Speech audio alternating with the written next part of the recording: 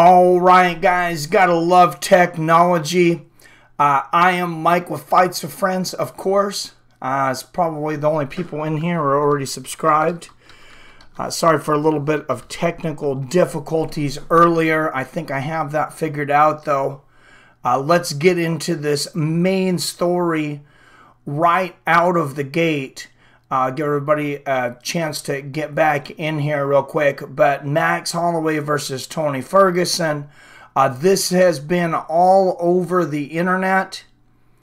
And a lot of people have talked about this being for an interim title. Now, an interim title. And here's the reason. Let me tell you guys the reason that I posted this about this being for a real title, because this is a little bit of my art, a little bit of my opinion, but here's the deal. Khabib Nurmagomedov is suspended right now. He was suspended for 6 months. He chose not to do the public service announcements for the Nevada State Athletic Commission. I absolutely do not blame him for that whatsoever. I would not do it either. But then you're supposed to come back in 9 months. So you're looking at, this happened on October 6th. It's a 6-month retroactive suspension.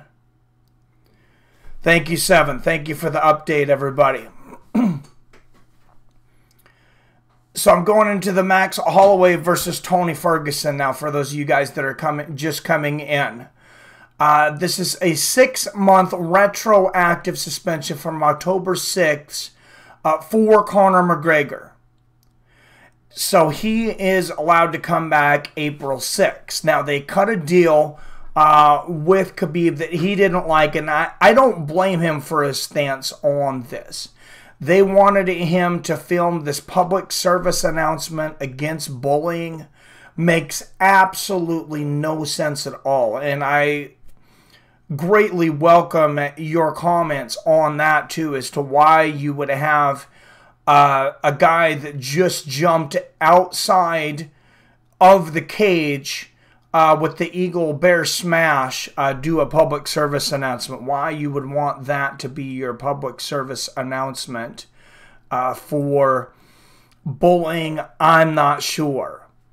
Khabib was the one that was being bullied. That's the way I see it, Jason, but this is part of a suspension. So why are you punishing him if he doesn't doing it? That's what I don't understand. And I agree with you, DJ Mexicano. It past the 6 month, it is a 6 month it is a ridiculous suspension. I think you did have to do something, because we cannot set precedents, right? As far as fighters jumping outside of the cage into the crowd. Khabib stood up to his bully and got punished.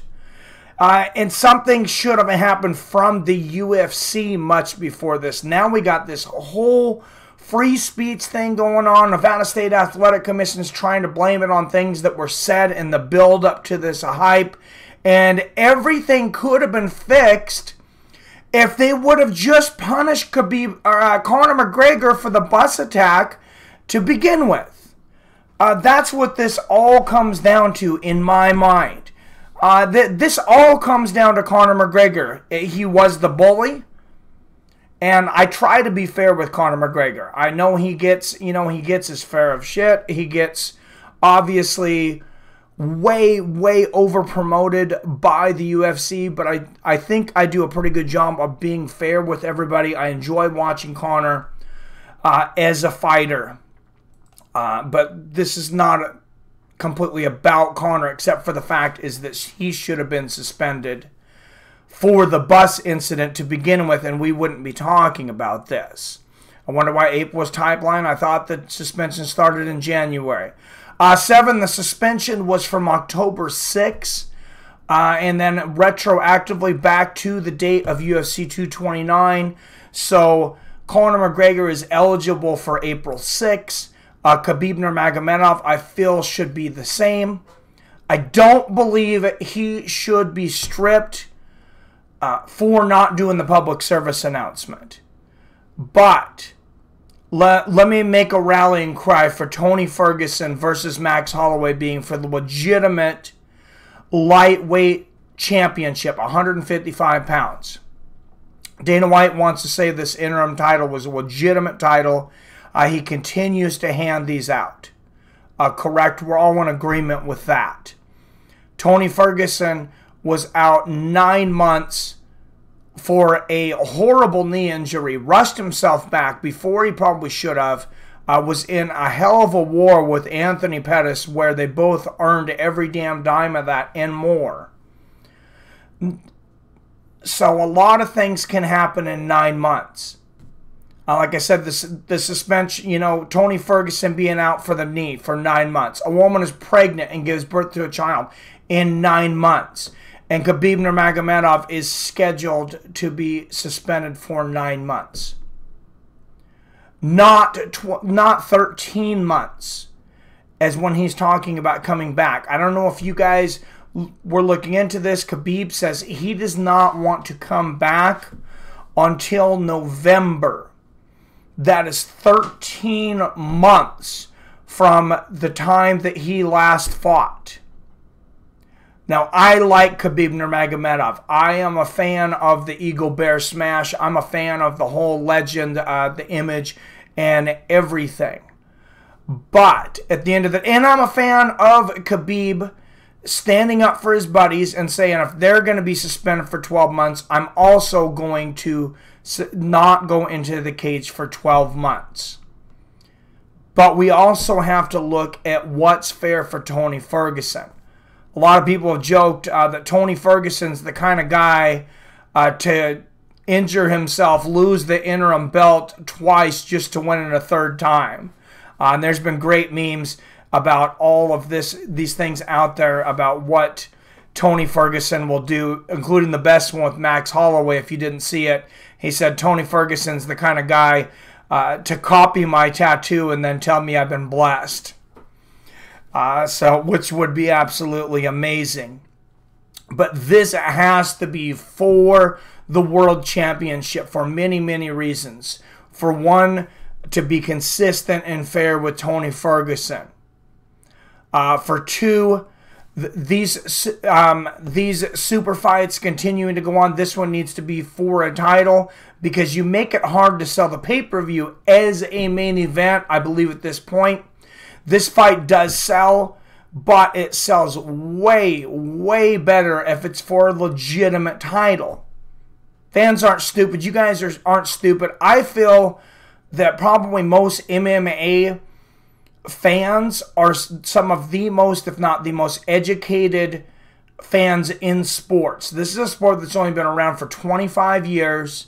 It's basically been mainstream, so-called mainstream, for about 10.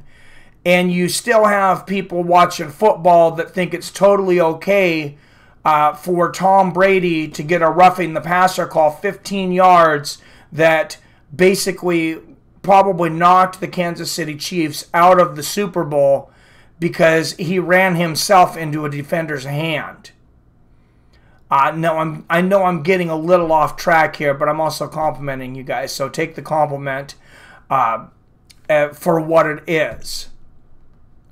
If Khabib Nurmagomedov comes back in November and fights against an interim champion, now we have this supposed champion versus champion, but the gig is up. The curtain has been lifted on the interim champion. Dana White has been exposed. Not in general, but this interim championship of his has been exposed for what it is, a fake piece of whatever they're making these belts out of now. Absolutely exposed. So I think that this actually makes a better story if you have Tony Ferguson fight Max Holloway. You get more pay-per-view fights, more pay-per-views on that. Then Khabib Nurmagomedov comes back in November, he can play this guy, hey, now all these Russian fans are upset.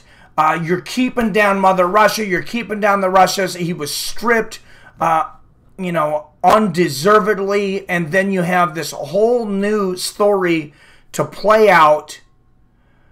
And you don't have the entire division locked up for 13 months.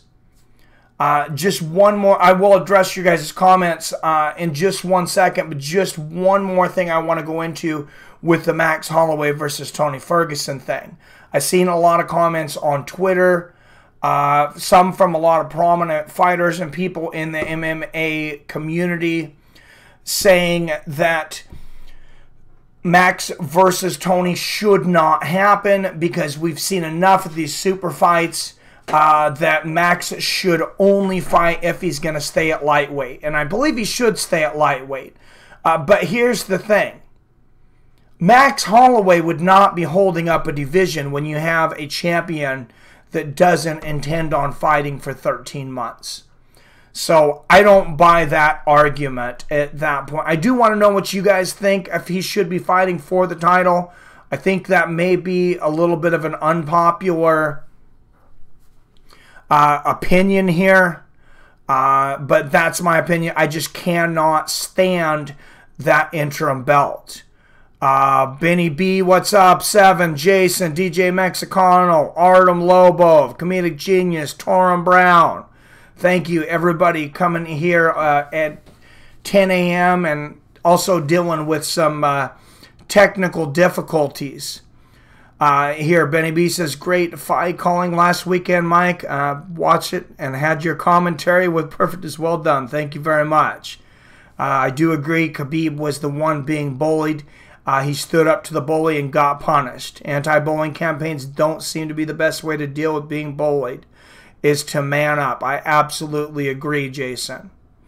I wish the UFC would stop teasing us. In the make the damn Tony Ferguson versus Max Holloway for UFC 236. I don't think the UFC has been completely involved in this. Well, they have probably had their part. Because Tony Ferguson and Max Holloway are both saying they want this fight, especially Max Holloway. But somebody changed the UFC Wikipedia page for UFC 236 to Max Holloway versus Tony Ferguson being the main event. And I believe it was Max Holloway that posted it. Holloway's getting better at trash talk. Holloway's getting better at everything. Jason Azevedo, how is Max a good trash talker? I don't even care if he's a good trash talker. He's legit as fuck. I love Max Holloway. He's my pick for #1 pound for pound in the world. Stipe got knocked out first round. Stipe should have one comeback fight. I also like Max trash talk against Jose Aldo at Torin Brown. Where is Jose Waldo? Yeah, I like the old school like that. Even Muhammad Ali never went after family members. I like the way that Muhammad Ali did that, but when Conor McGregor started going after Khabib Nurmagomedov's dad, that's what the Nevada State Athletic Commission is talking about with that, about censoring speech. But at the end of the day, Conor McGregor is an employee of the UFC, and that's their responsibility to decide what they want to allow in these fights. I like Max Holloway, but you got to admit, he's cocky. Sure he is. Most champs are. He's definitely confident. Drew Cummins, guys. I forgot the shout out on you. Super fights aren't even a super fight anymore. The only super fight I'd like to see is GSP versus Khabib. I like that fight too, Drew Cummins, guys, but I think there's so much more stuff that has to happen. And if Khabib was to come back and fight GSP, I don't want it to be for the title. And I don't know that either one of them take that fight if it's not. But if Khabib Nurmagomedov doesn't come back in November, I don't want to see a strap around his waist, interim or otherwise. He is the lineal champion like Tyson Fury in my mind. And when he comes back, he is the automatic #1 contender. He calls the shots. He gets his title shot when he wants it and to a point where he wants it, as long as the other guy agrees. But when Khabib Nurmagomedov comes back, make no mistake about it, I don't want to see him get leapfrogged for everyone. I just don't want to see the division get bottlenecked. As much as I like Max Holloway, he's not beating Tony Ferguson. I think Max Holloway matches up with Tony Ferguson very well in a lot of different ways, Torrin Brown. And really the only place that I see Tony Ferguson, he probably does have better wrestling. He definitely has better jiu-jitsu. I think Max has the better striking. I believe he still comes into this with a significant reach advantage. His takedown defense is second to none. It's absolutely incredible. He shut down Brian Ortega's jiu-jitsu and everything else like he was a complete amateur. I love Max Holloway, and I can't pick anyone against him right now. But that's just my opinion. This is fighting, and that's why they have the fights. The Holloway Dublin stuff was nice. I would like to see him eventually maybe fight McGregor again too, but not for a very long time. GSP keeps saying his manager is talking with Khabib's camp. I agree, though. I don't want GSP holding a belt. GSP is a bad matchup for Khabib. That you are also correct with, Jason. I'm not saying I don't want to see that fight eventually. And here is an awesome thing for the UFC to do. So check this out, and they may already be thinking about this. Tony Ferguson fights Max Holloway for Khabib Nurmagomedov's title. There's a big deal about him being stripped. Just let Khabib go on his own emotions and talk, because there's not a fake bone in that man's body. I have lost no respect for Khabib Nurmagomedov. If anything, I have gained respect for him. So don't misconstrue my asking for him to be stripped with my loss of respect for Khabib Nurmagomedov. That is a man's man, and one of my favorite fighters in the UFC today. Probably my second behind Stipe. But what a great time that would be to announce the induction of the 165-pound division. Because you let Tony Ferguson and Max Holloway fight it out. Then you have Khabib Nurmagomedov versus George St. Pierre open up a new weight division. Regardless of who wins that division, there's no bottleneck, because there's no rankings, there's no fighters, there's no division at this point. And you wait to announce this. You give it just, I believe, about 6 weeks with a lot of a hype is almost about the perfect time to let a fight marinate. No more than 3 months. No more than 3 months. But let's get that together for the 165-pound title. Now you have 2 guys at 155. And you're selling a ton of pay-per-views. I think Tony Ferguson will lose to Holloway, said Jason. I think I am in the minority in thinking and favoring Max over Tony. It could certainly go either way. If I was the odds maker, I would probably make Max about a -145 favorite. So Tony would come in about a +120. That's very close to even odds, even on my fact. And to be honest, in Vegas, Max probably comes in a slight underdog. Poor Dustin Poirier. Needs to be Dustin versus Tony for the actual title. That is a great point, Josh Copeland. And I hope you are the real Josh Copeland from Professional Fighters League. Isn't it Josh Copeland, the cuddly bear? I don't think it is. Max Holloway wanted to bully the guys at lightweight like he did at featherweight. That is very true, Torrin Brown. I believe Max Holloway has some of the best boxing in all of MMA, though. He does a lot of things good. We will see how much of gaining all that weight, how much of an advantage that would be for Max Holloway, though. And I think it just answers a lot of questions. But that is a good point. I don't like seeing Dustin Poirier being pushed out because I feel he's legitimate too. This 155-pound division, it's as deeper than the greatest weight division in modern-day history, and that was the middleweight division in the 1980s in boxing, where you had Roberto Duran, Marvelous Marvin Hagler, Tommy Hearns, Sugar Ray Leonard, and probably 5 other guys that would be the top guy in that time frame if it wasn't for those other guys. Luckily, they have 3 belts per division for them. UFC does not, but they still all fought each other. GSP versus Khabib has been marinated so long it's now fermenting. Oh, you're right, Jason. You're right. And that... want to talk about a fight fermenting, though. How long has Tony Ferguson versus Khabib been fermenting? Maybe to the point that people have lost interest. Tony needs his title. He earns his title. In my mind, Tony Ferguson, if Khabib Nurmagomedov's not going to fight for 13 months, he's the legitimate champion. Tony Ferguson would beat the brakes off Dustin.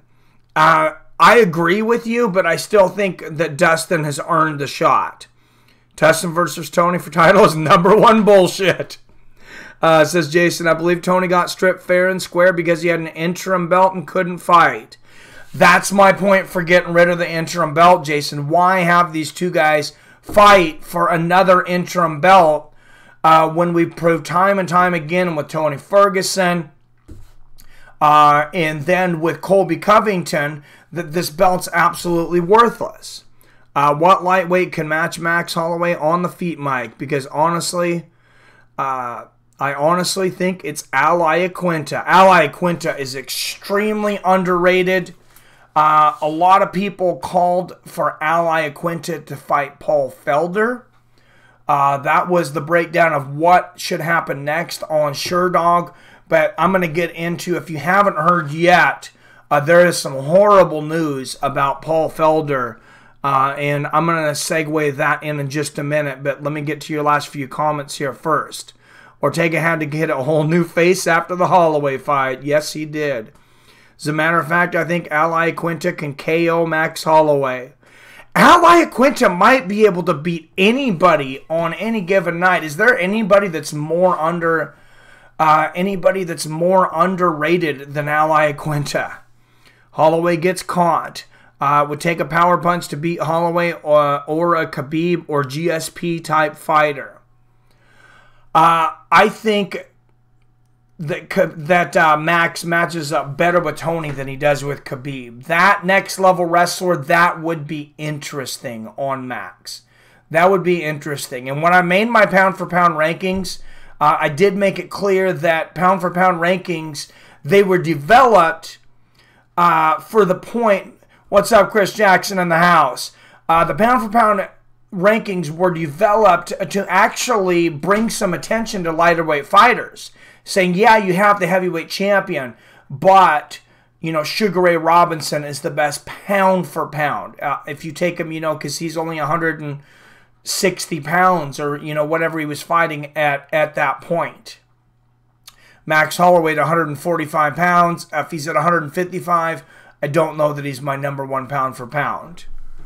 Al is too slow, says Chris Jackson. Raging House us. Al very well rounded. And that I want to segue into Paul Felder for just a moment. Is Paul Felder the toughest guy in the freaking history of the sport, if not all of combat sports? I don't know if you guys got the update on this, but not only did Paul Felder beat James Vick this last Saturday, he did it with a collapsed lung. Ally Aquinta should have whooped Paul Felder's ass anyways. Paul Felder was getting tag cleaned in his fights, and he gets angry if he takes a punch from Al. It's all over. But no, if you guys didn't see, Paul Felder almost died in the cage. Partly collapsed lung. That's not what I'm seeing as partly collapsed. But, if it was fully collapsed, he would be fucked. Any kind of collapsed lung when you're fighting, the amount of cardio and everything that goes into it, your lungs are pretty fucking important for breathing, and breathing's pretty important for 15-minute wars with men that are trying to kill you.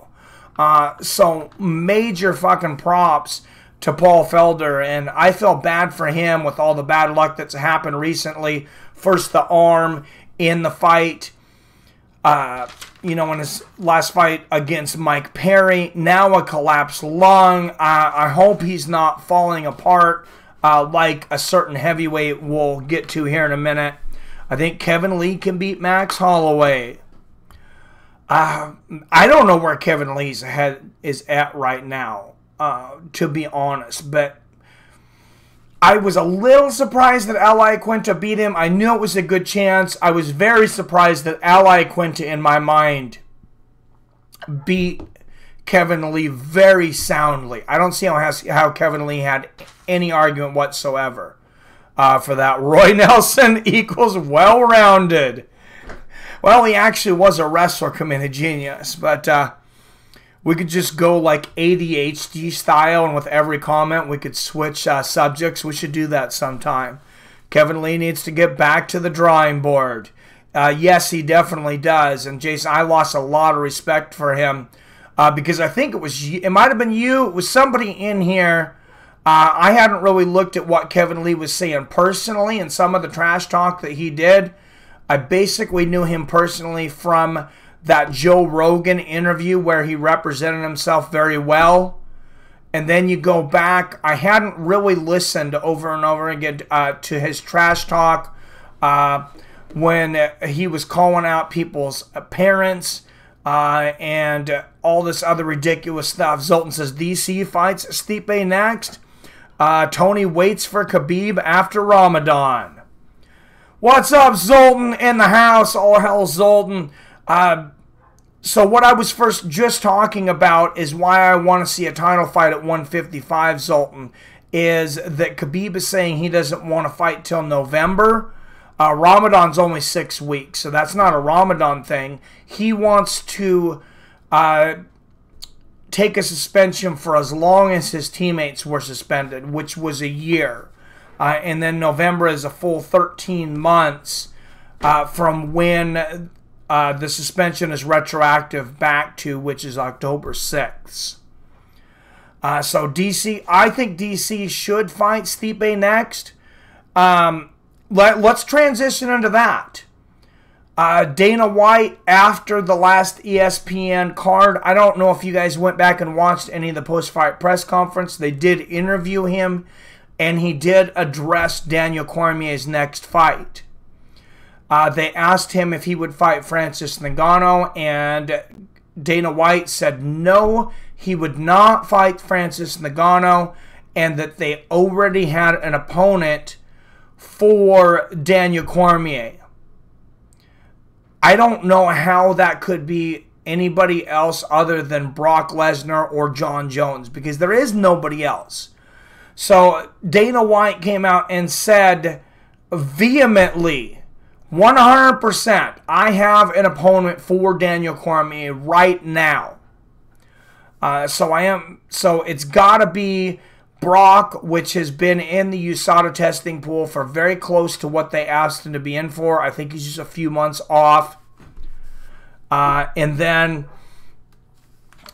he could be coming back, assuming he might pass those tests. Who knows if he's going to be able to pass the drug tests. But Daniel Cormier, Brock Lesnar is his #1 target. And then, of course, John Jones. I'm going to address a few of the comments, and then I got another question about that. I see holes in the man's game, Kevin Lee. Definitely, as Kevin Lee started dressing and acting like Conor, and then said Conor was copying his hood culture. Oh my God, I didn't see that. I am not deep into the Kevin Lee culture, apparently. I thought the teammates got 6 months and Khabib 9 months. I think Tony will wait or take a money fight like Conor. So Conor got 6 months, and he'll be back April 6th, which would have given Khabib enough time to fight before Ramadan, but Khabib said he wouldn't do the public service announcements on bowling, which I agree with him. That doesn't make any sense. But then he said that he is going to take a 12-month suspension. And this was just me listening to him speak in an interview over there in Russia, which I believe was redistributed by Fight Hub. Sorry, I don't have a link to that. But he said he's targeting New York, Madison Square Garden in November, which brings the speculation, what better place to have the first 165-pound title fight against George St. Pierre than Madison Square Garden. I don't know if that's the plan, but that's what I would do. There's a video on YouTube that shows more than one time Kevin Lee copied Conor word for word. Oh, damn. Kevin Lee is pretty fake, yeah. That's crazy. Francis boxing is garbage. Yeah, he's just got that crazy power, man. Francis, he was overrated. He got taken down by Stipe, and now, again, all of a sudden, he's overrated. But people love power. People love the one-punch knockout. It's always going to sell. Zoltan said, you're right, they got 1 year. Kevin Lee isn't getting a title shot anytime soon. Needs 2 to 3 solid wins in top 5. Oh, absolutely. I just saved $3 switching to Geico. What's up, Tortellini? What's up, D Brown? What is Pop Man? I am doing good here. Good to see you guys on here in the morning on a Tuesday. I really didn't think this was going to get very many people. I kind of assumed I'd be doing like a DVR video and I could post it for people to watch later. But glad to see you guys in here. Not like you can make a move like Mayweather. Yeah, for sure, Zoltan. What's up, Mike? He says, totally. I wish the UFC would have kept Mike Goldberg. I agree. Jason says, any word on Kane's knee? I've been looking on Sherdog. Oh, out for at least a year. Kane is done for sure. Yeah, I don't believe Kane is ever coming back. That's what I seen too, is that they were looking for at least a year. I didn't see a proper medical update on what was going on there. Dustin should just go to Bellator, says Chris Jackson, if they pay him. If they pay him. But yeah, Kane's got to be done. And a lot of people are even talking about reevaluating his legacy. And, you know, is he really as good as we thought he was? I think he was very good. But Torrin Brown agrees with you, Chris Jackson. Kane heals so slow, multiple serious injury and back injuries. I think he's done. Now both knees. Yeah, I don't know what's going on with his body, but it's not good. I just don't get it. And hopefully Paul Felder's not starting to develop the same kind of issues, because that would be horrible. Because Kane versus Fedor could be cool if he heals up, because Fedor likes him. I just don't think Kane. I just don't think Kane can fight again. I don't see how he could get in there after this, and I don't know why he would want to. I think he goes to training guys that are coming up, and he could do movies. He's super popular in Mexico. Why do you want to continue to get punched in the face for a living? And when my boss catches me watching fights of friends and I need to come up with an excuse, I pop an apple braid and bam, job secure. I love it, comedic genius. I absolutely love it. That is incredible.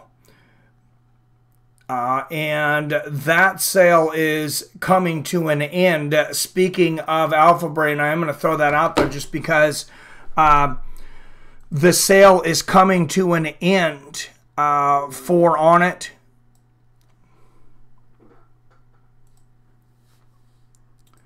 So let's throw that out there, and let's throw the link out there in the description and talk about it for just a minute because Mikey does need to get paid.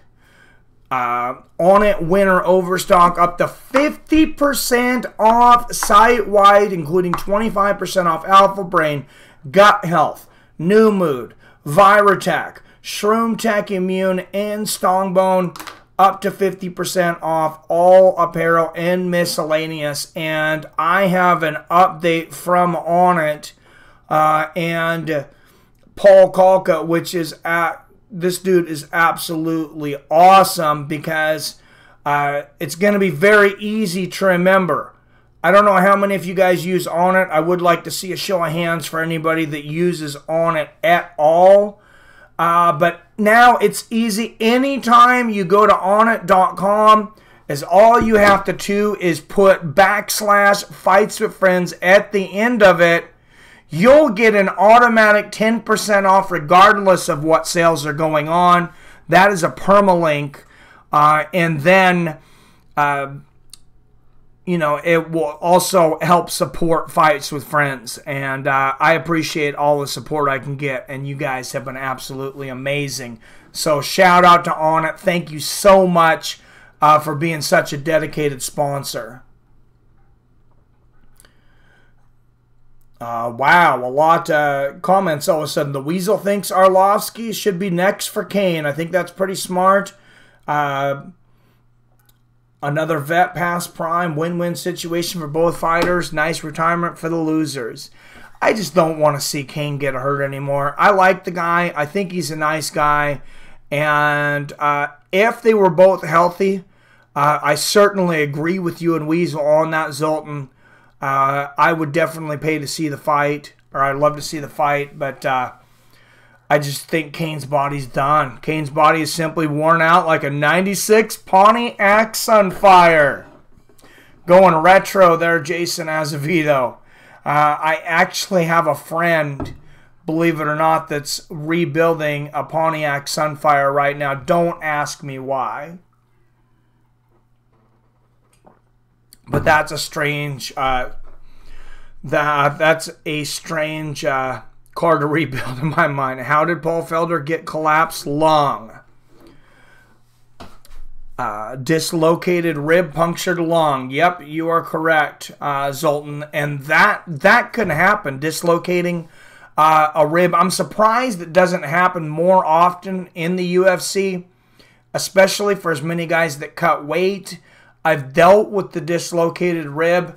It is extremely, extremely painful. It took a very long time to heal. Unfortunately, I didn't go to the doctor for it, and I was young, so I was healing more quickly, but it was very painful. I was in a judo match, and in judo, there is a move. You can pin a guy. You can hold him down, and you can pin him for 20 seconds, which is a wazari, which is half a point, so you're halfway to winning a match. Or if you pin him for 30 seconds, then that's an ippon, and that is a win. They were looking at changing that, and they may have actually changed that rule because judo was starting to change a lot of rules to discourage wrestlers from coming in there and being able to wrestle against judo players and, you know, keep judo what it is. But I was bridging there's big weight divisions in judo, just like in MMA. We had 155, 172, and 185. At the time, I was fighting at 155, so if there weren't enough opponents to fight, you would just go up to the next weight class where there was a guy that you could fight. And I was going against a guy that was 185. And I was not cutting a lot to get to 155 at the time.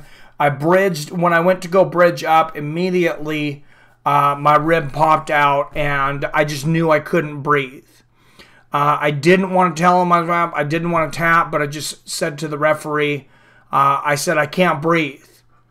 And he immediately called a stop to it, and I got up. But I was very upset because I really wanted to beat that guy. I couldn't stand him, but even Dana White's own mama said he was a very unfair person. When my baby mom claims all 13 kids and only 2 of them are mine, I make sure she uses TurboTax. Community genius. I love it. Body shot. 2 ribs cause punctured lung. Wow. Thank you, guys. Thank you, D. Brown. GSP does Tybo, like workout videos now in Canada and UK. Oh, that's pretty smart. GSP is doing Billy Blank's thing now. I did Tybo to stay in shape for a really long time. It actually helped me out very well. I would always turn off the audio and turn on like some DMX, which is maybe the best workout music out there. And then the current one right now, I need to get back in there because it makes me feel like working out is Run the Jewels that I've talked about on here. But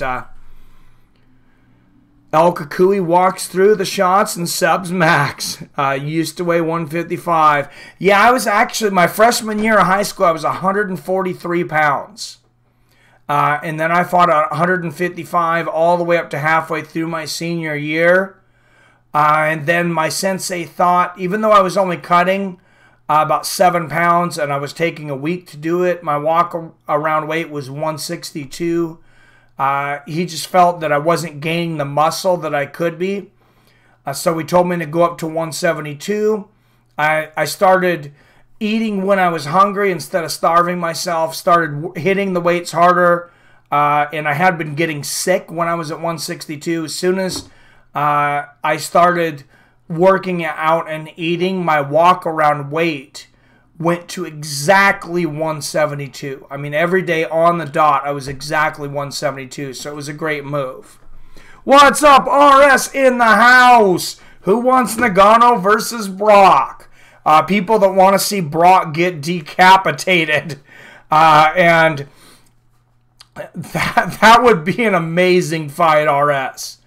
And with Nagano's uppercut and hooks and boxing, he's not going to get a much bigger target than that big fucking head on Brock Lesnar. I swear that head, there's got to be a lot of doorways that he can't get through. I lost 25 pounds in 3 months with intermittent fasting. That's awesome. Was that just recently, Jason? Because you were talking around November about starting intermittent fasting. So that's awesome, man. I need to get to that. I've switched from... Coffee was just starting to make me feel like crap, and I love coffee, but I was getting a lot of acid reflux. It was affecting workouts. So I switched to green tea. Any advice you guys have out there for health things to add to tea? I would love it. I've been putting ginger in my tea and sometimes chia seeds, but if you haven't had chia seeds in quite a while, don't have them while you're at work because you're going to be going to the bathroom forever and not peeing. Yes, after I told you about it, I tried it and it worked. I need to get on it, man. Hey, Brock beat Hunt. I think Hunt probably would have won that without the performance enhancers, but that's pretty cool. Kevin Lee needs to go to Denver and train with Dwayne Ludwig for boxing. I don't think they would get along very well, though. I don't think Dwayne Ludwig would put up with his attitude from what I know about Kevin Lee. That's pretty sweet, though, Jason, that you can drink tea. Yeah, yesterday I put cinnamon. I need to do it more often, though. Thank you for reminding me, because I only put ginger in my tea this morning. That's what I'm drinking. I'm drinking a green tea herbal blend that's got like some echinacea and some other crap in it. And then I added some ginger to it. I'm noticing how much better I feel in the morning. You were talking about the intermittent fasting, and I've always kind of had stomach aches sometimes when I ate in the morning, but I felt like I had to force myself to eat breakfast. That was always what we were told. And now if I drink about 24 ounces of water, if I don't have alkaline water, then it's always a spring water. I don't buy, sink water off the shelf. And unfortunately, where I'm living, the water, just their filtering system's not very good. They recommend that we buy our water. But I feel a lot better since doing that, and then I feel a lot better still drinking tea over coffee in the morning. And I don't have to add as much to it because it tastes better than black coffee. RS says, the other day I came up with a lot of good matchups. Brock versus Nagano, Askren versus Maya. That'd be interesting. Zabit versus O'Malley. You seen Zabit Magomed-Sharipov called Sean O'Malley out, right? And now he's got a match. But that's a great fight, and I did not see Sean O'Malley saying anything back. But O'Malley should be back very soon to fight. I think his suspension, he's got to only have maybe a month or two left on it. How do you see a fight between Kevin Lee and Max Holloway going? Kind of like the fight between Kevin Lee and Ali Quinta, but worse for Lee. I think Max has just got a lot of ways to finish him, and I think Kevin Lee gets absolutely punished in that fight. If it's a fight, he might be able to make it through a 3-round, but I think he would get beat up really bad. 5-round, I think Max definitely stops him. I'd like to see Askren versus Colby Covington.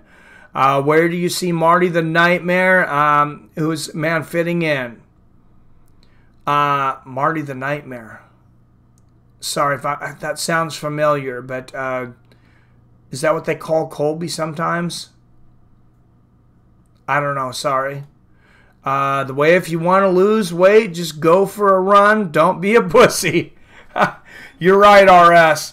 But yeah, before I broke my foot a couple of years ago, which is definitely an excuse at this point because I should have this under control.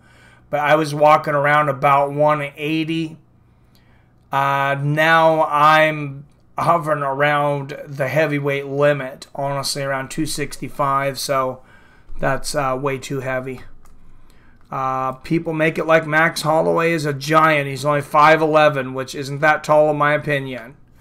Well, it's pretty tall for 145 pounds, and he has a great reach. But Holloway wins that fight easily, says Spook Show. Holloway is taller than DC. Yes, he is. Marty is Usman. Thank you, RS. I was drawing a complete blank. I don't know, man. I don't see him beating Tyron Woodley, but he could. He's just, for as much shit as he talks, I just don't see Kamaru Usman being the most exciting fighter. But maybe I need to see more of him. I honestly haven't gone back and watched all of his fights. Zabit and O'Malley are different weight classes. I think they're 10 pounds apart. 135 and 145. Zabit called him out, though, Zoltan. So I believe O'Malley's 135, if I'm not incorrect. So he'd have to move up 10 pounds. But could be okay. Zoltan aren't both featherweights.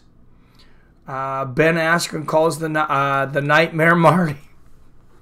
That's where that comes from. I knew Askren had said it about something, but I couldn't remember if it was about Colby or Kimura. Was your place of business disgusted by your lack of beard and send you home for the day, Mike? I love it, Kyle. Haha, what's up?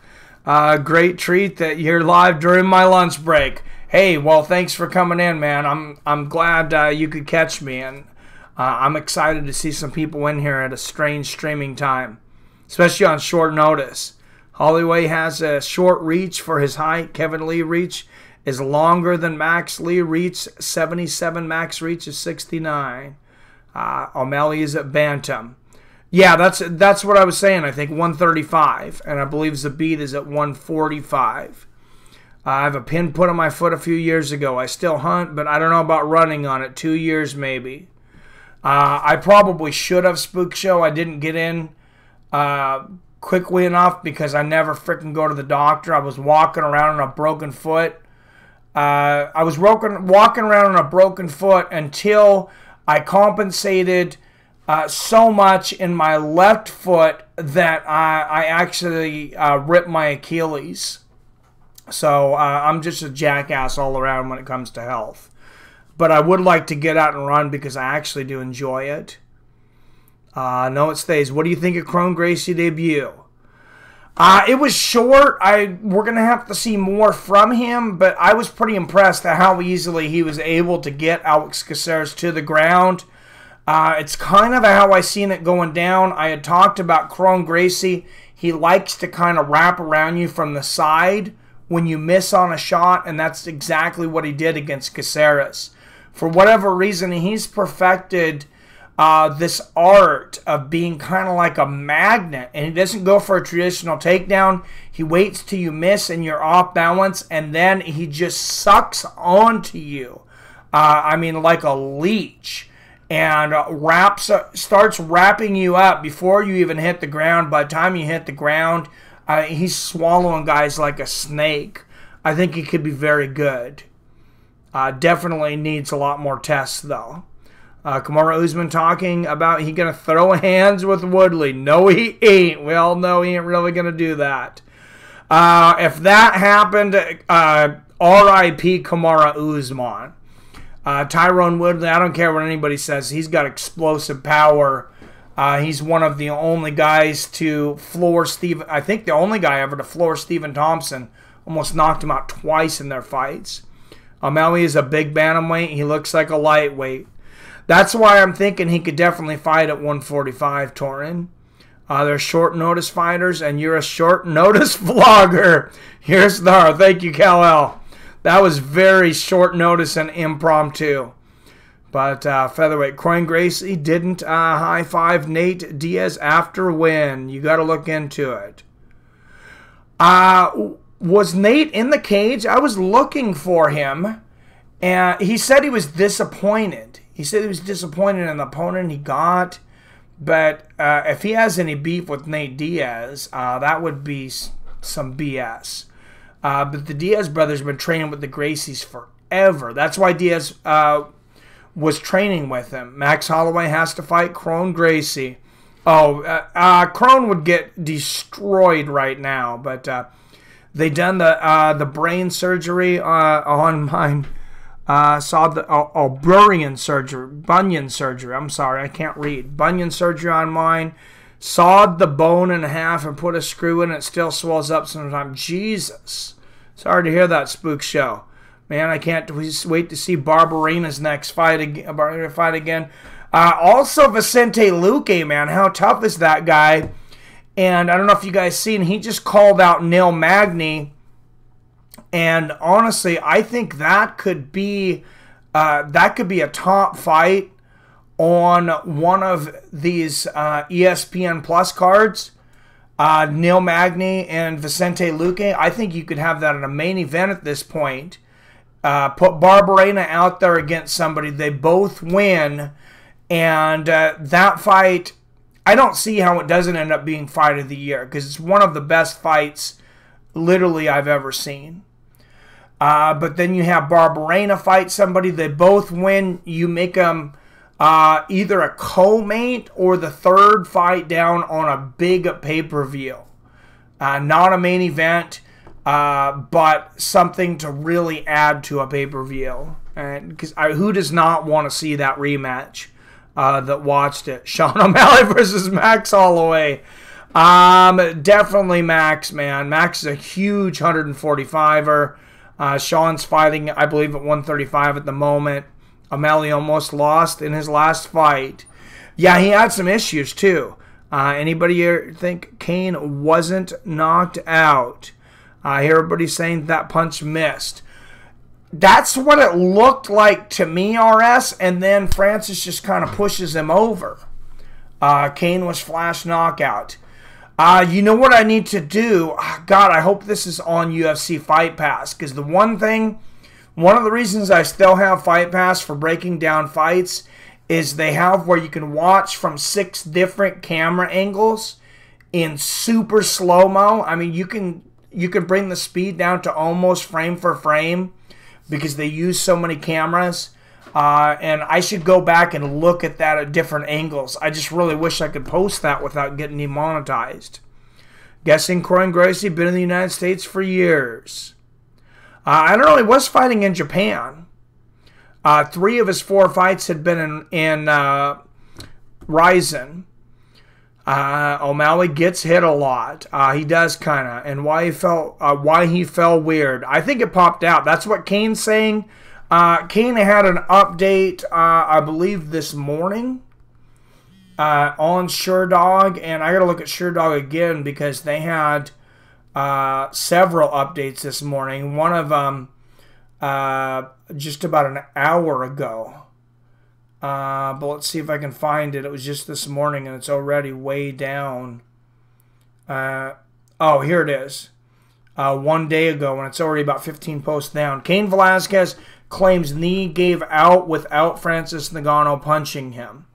The last time the MMA world saw Cain Velasquez in the octagon, he was pummeling Travis Brown, summer 2016. Fast forward, I'm going to fast forward to his quote. I can't believe what happened, Velasquez told the assembled media at the post-fight press conference regarding his knee injury. I had a great camp coming in. Everything I said was all true. I felt great out there, relaxed. I took one step with my left foot and I felt something pop. When I took another step, my knee gave out on me. I can't believe what happened. I was 100% healthy. This is hard. It's really frustrating because the fire in me is stronger than ever. That sucks. He didn't even touch me. So he goes on to clarify. He said, it was the knee. Once I felt the knee buckle, that was it. None of his punches did anything to me to where I was unbalanced or anything. It was just a freak thing that happened. I felt extremely ready and calm. The octagon was the place I needed to be. I felt great. Then this freaking accident with my knee popping out, it was just frustrating. And I feel even more sorry for Cain after reading that. And I don't see any reason that Cain would lie about that, because that's worse for the future of his career, I think, than getting knocked out by an uppercut, because that basically says he's not durable enough to even walk. Strange. RS says, I thought he was knocked out. You clearly see it on replay. It was similar to the Renzo Gracie versus Dan Henderson KO. I'm going to have to watch it in several different angles because I just wasn't able to come up with a definitive decision, but I thought he missed. I was knocked out, flash knockout. Careless. Stipe just called out Cormier again. Check out the wheel. And I'm going to go into Stipe again in here in just a minute after I read some more comments. RS and Zoltan, you're both speaking some sense. Cormier is a cheater. He only beat Miocic because of eye pokes. He has not had a history of cheating in the past, though. I was a little upset about the eye pokes. Of course, Stipe is my favorite fighter. But DC, I mean, he's never been a cheater in the past. Michael Bisping is coming out of retirement to fight Israel. He said Israel needs to be tested. And he feels like he's the guy to beat the hell out of him. I thought I seen something, but I thought it was a joke, Michael Torin Brown. I really hope he would not come back. Took a page from John Jones. You see Cain limp at the open workout. I seen short seconds. I just seen him punch in the bag actually on Twitter. And he didn't look very fast. He looked slow, but I thought maybe he put that out there to bait Francis. I didn't see the limping, though. I doubt Cain can tear his ligaments because he was walking fine after the fight. Cain tears. Yeah, it'll be interesting to see what the x-rays come back, RS. That whole thing is very strange. Very strange ending to that fight. And a lot of people have been talking about the curse from a lot of people maybe forgot. I'm sure you guys didn't. That Cain also fought in UFC on Fox 1. Got knocked out by Junior Dos Santos in under 1 minute and 30 seconds. Now he fights on UFC on ESPN, the first official cable card. And he goes down again in a strange manner. So Cain has no chin now. He's done. If he has no chin, yeah, he's done. Cain Velasquez did get an uppercut knockout. Then took the step which caused him to buckle. I was having a hard time seeing the connection, but apparently I need to watch it closer. Rumor has it Jose Aldo is fighting. Oh boy, who's Chad Mendes in his last fight? I'm not sure what you're saying. Chad Mendes retired. Is he coming back for one more?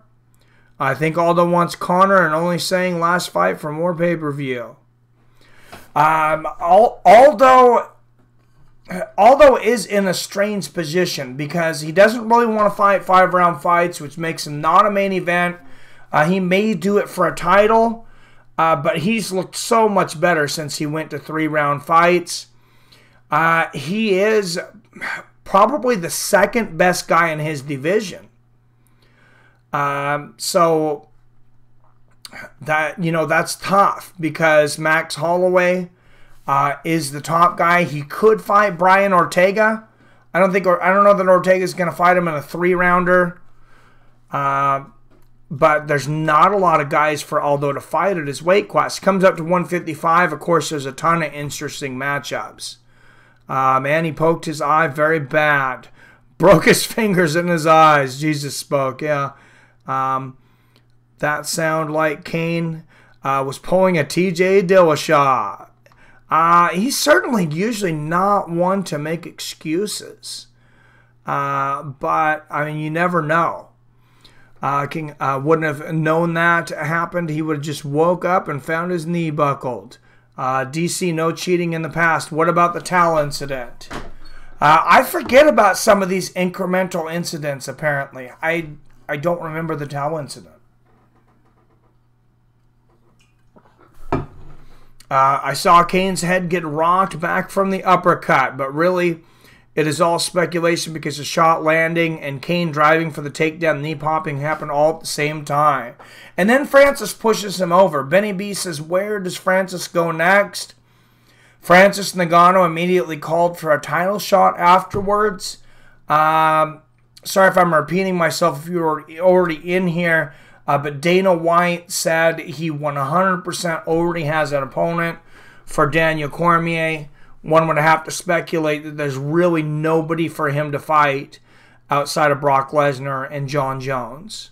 And John Jones still has to get past Anthony Smith, which I think he will easily. I just found out DC and John Jones are first cousins. It's sad because they... First cousins? I'm going to have to look into that, Torrin. Do you have a link? Just so I don't waste the time. It's not that I don't believe you, but I want to look into this. There is no controversy. Kane's knee got injured after Ngannou landed uppercut, and Kane was flash KO'd when he fell on knee. Yep, Spook Show. I was just talking about that. Paul Felder had a collapsed lung after the fight. I mean, what a damn warrior that guy is. Francis gets Stipe or Brock, I think. Man... DC calling out Stipe, saying he needs to fight somebody first. He's saying, I fought somebody and I'm the champion. Well, you fought Derek Lewis, who had just fought a month ago. He has the cardio of a senior citizen paraplegic. As much as I love Derek Lewis, saying my balls is hot is not a good reason to give somebody a title shot. Dude, it's so awkward. He is saying he lost because of his knee, but he is walking just fine.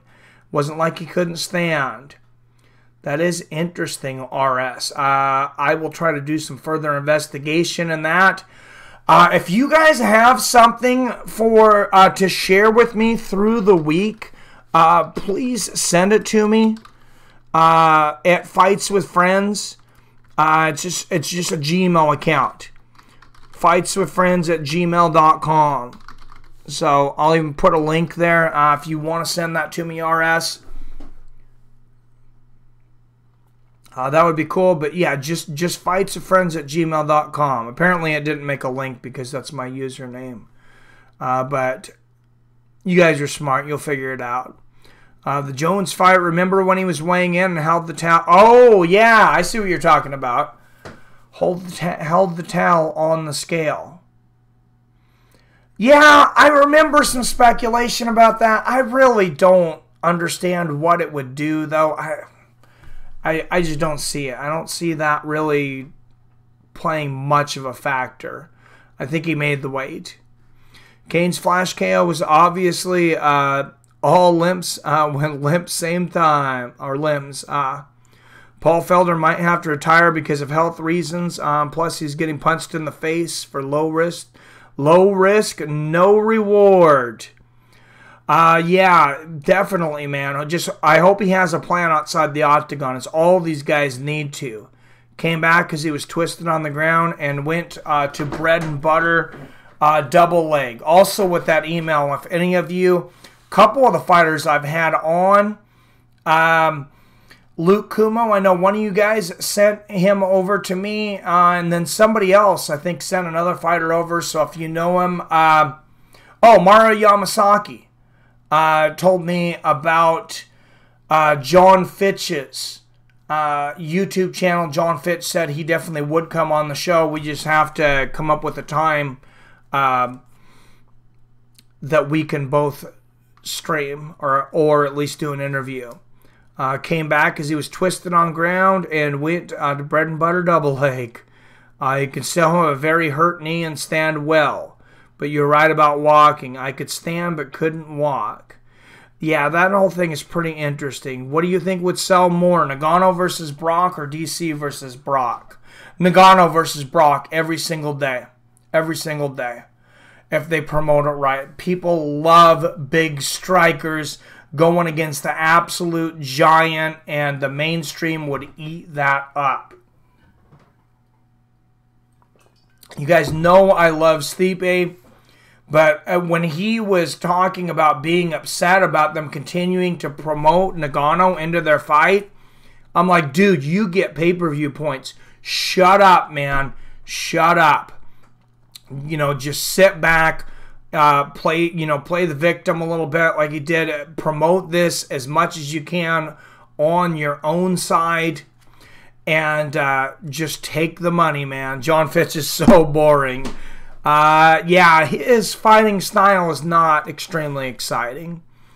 Cool, I like Finch. Think he never got respect. Agree with you there. He definitely should have gotten more respect. If you are out, don't scream. Oh, I missed something. Sorry. I think Kane got rocked, but if he didn't hurt his knee, I think he could have kept going. Kane was screaming when he fell. This is true. Take a couple pounds off, an old wrestling technique, pushing on the towel. Oh, really? Yeah, I wasn't aware of this. I heard them talking about the towel a little bit, but, that's interesting. I wonder if that's an old wives' towel. I kind of want to try that. I have a ton of respect for GSP, Fitch, Khabib fighting style at Tyrone Brown. It's not most exciting for casuals. I like seeing high-level grappling with a ton of transitions and stuff. A lot of times, I like seeing it more than striking matches because I think we see a lot of striking matches, and you don't see as much of the high-level grappling, especially when there's a ton of crazy transitions. You have a bunch of close submission attempts from both guys. Those are probably my favorite battles. Zoltan says, I agree with you that DC Brock is good. DC does deserve the payday. Good point, Zoltan. What's up, Adrian Muller? How you doing? Nagano will knock Brock the F out. And that's what people are paying for, Adrian Miller. Everybody deserves money, fight Zoltan. Good point, RS. Khabib is kind of entertaining, though. He's a wrestler. He definitely is, and his striking is coming along. He floored Conor, even if people think it was a fluke because he was looking for the takedown. Brock has a better chance of winning against Nagano. He does. I do agree that. I tried Tailgate. It works. Nice. How did you actually see Tony Ferguson and Khabib fight? How do I see it going?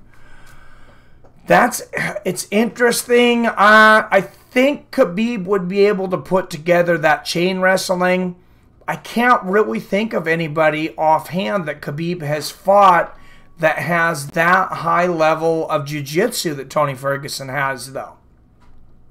And when you're breaking down that chain wrestling, you're putting yourself in multiple positions trying to get that takedown that a great jiu-jitsu artist could transition into a submission. So I would have to look at it a little more, actually. I haven't done a complete breakdown, but I think it's either Khabib out-wrestles him to a 5-round decision. I don't see him finishing Tony if they fight 100 times.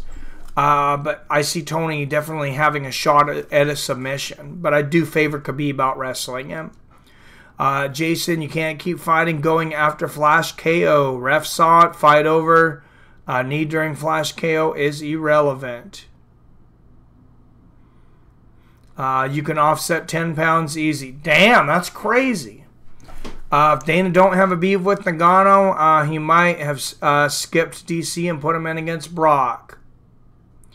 Very true. Not smart to have a beef with the boss.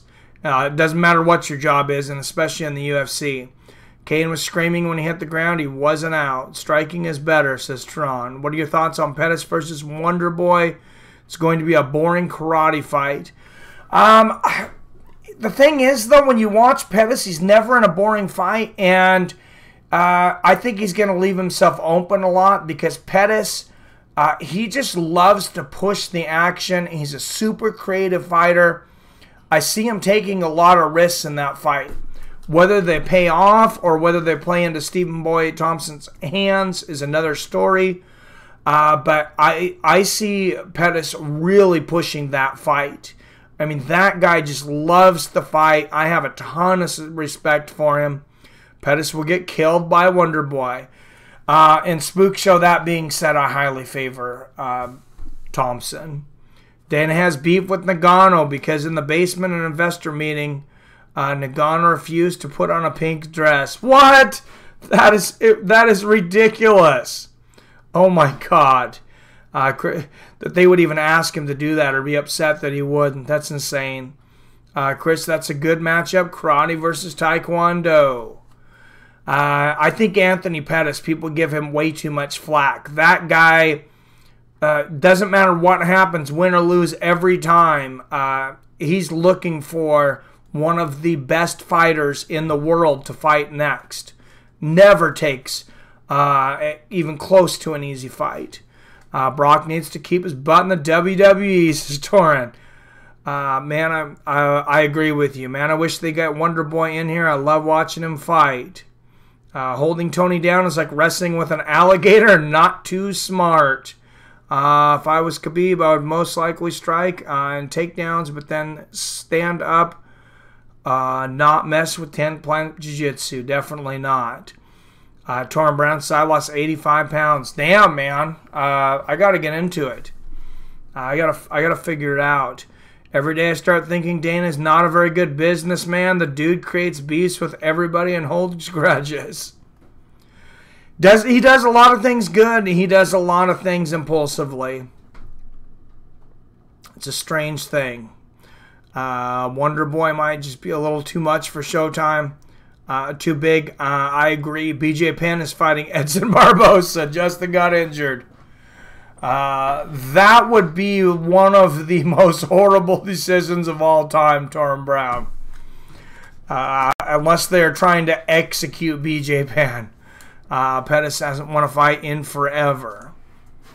If you watch Khabib's fight before UFC, he was subbing people with triangles and arm bars before from guard. Khabib was a very good guard. We just haven't seen it yet.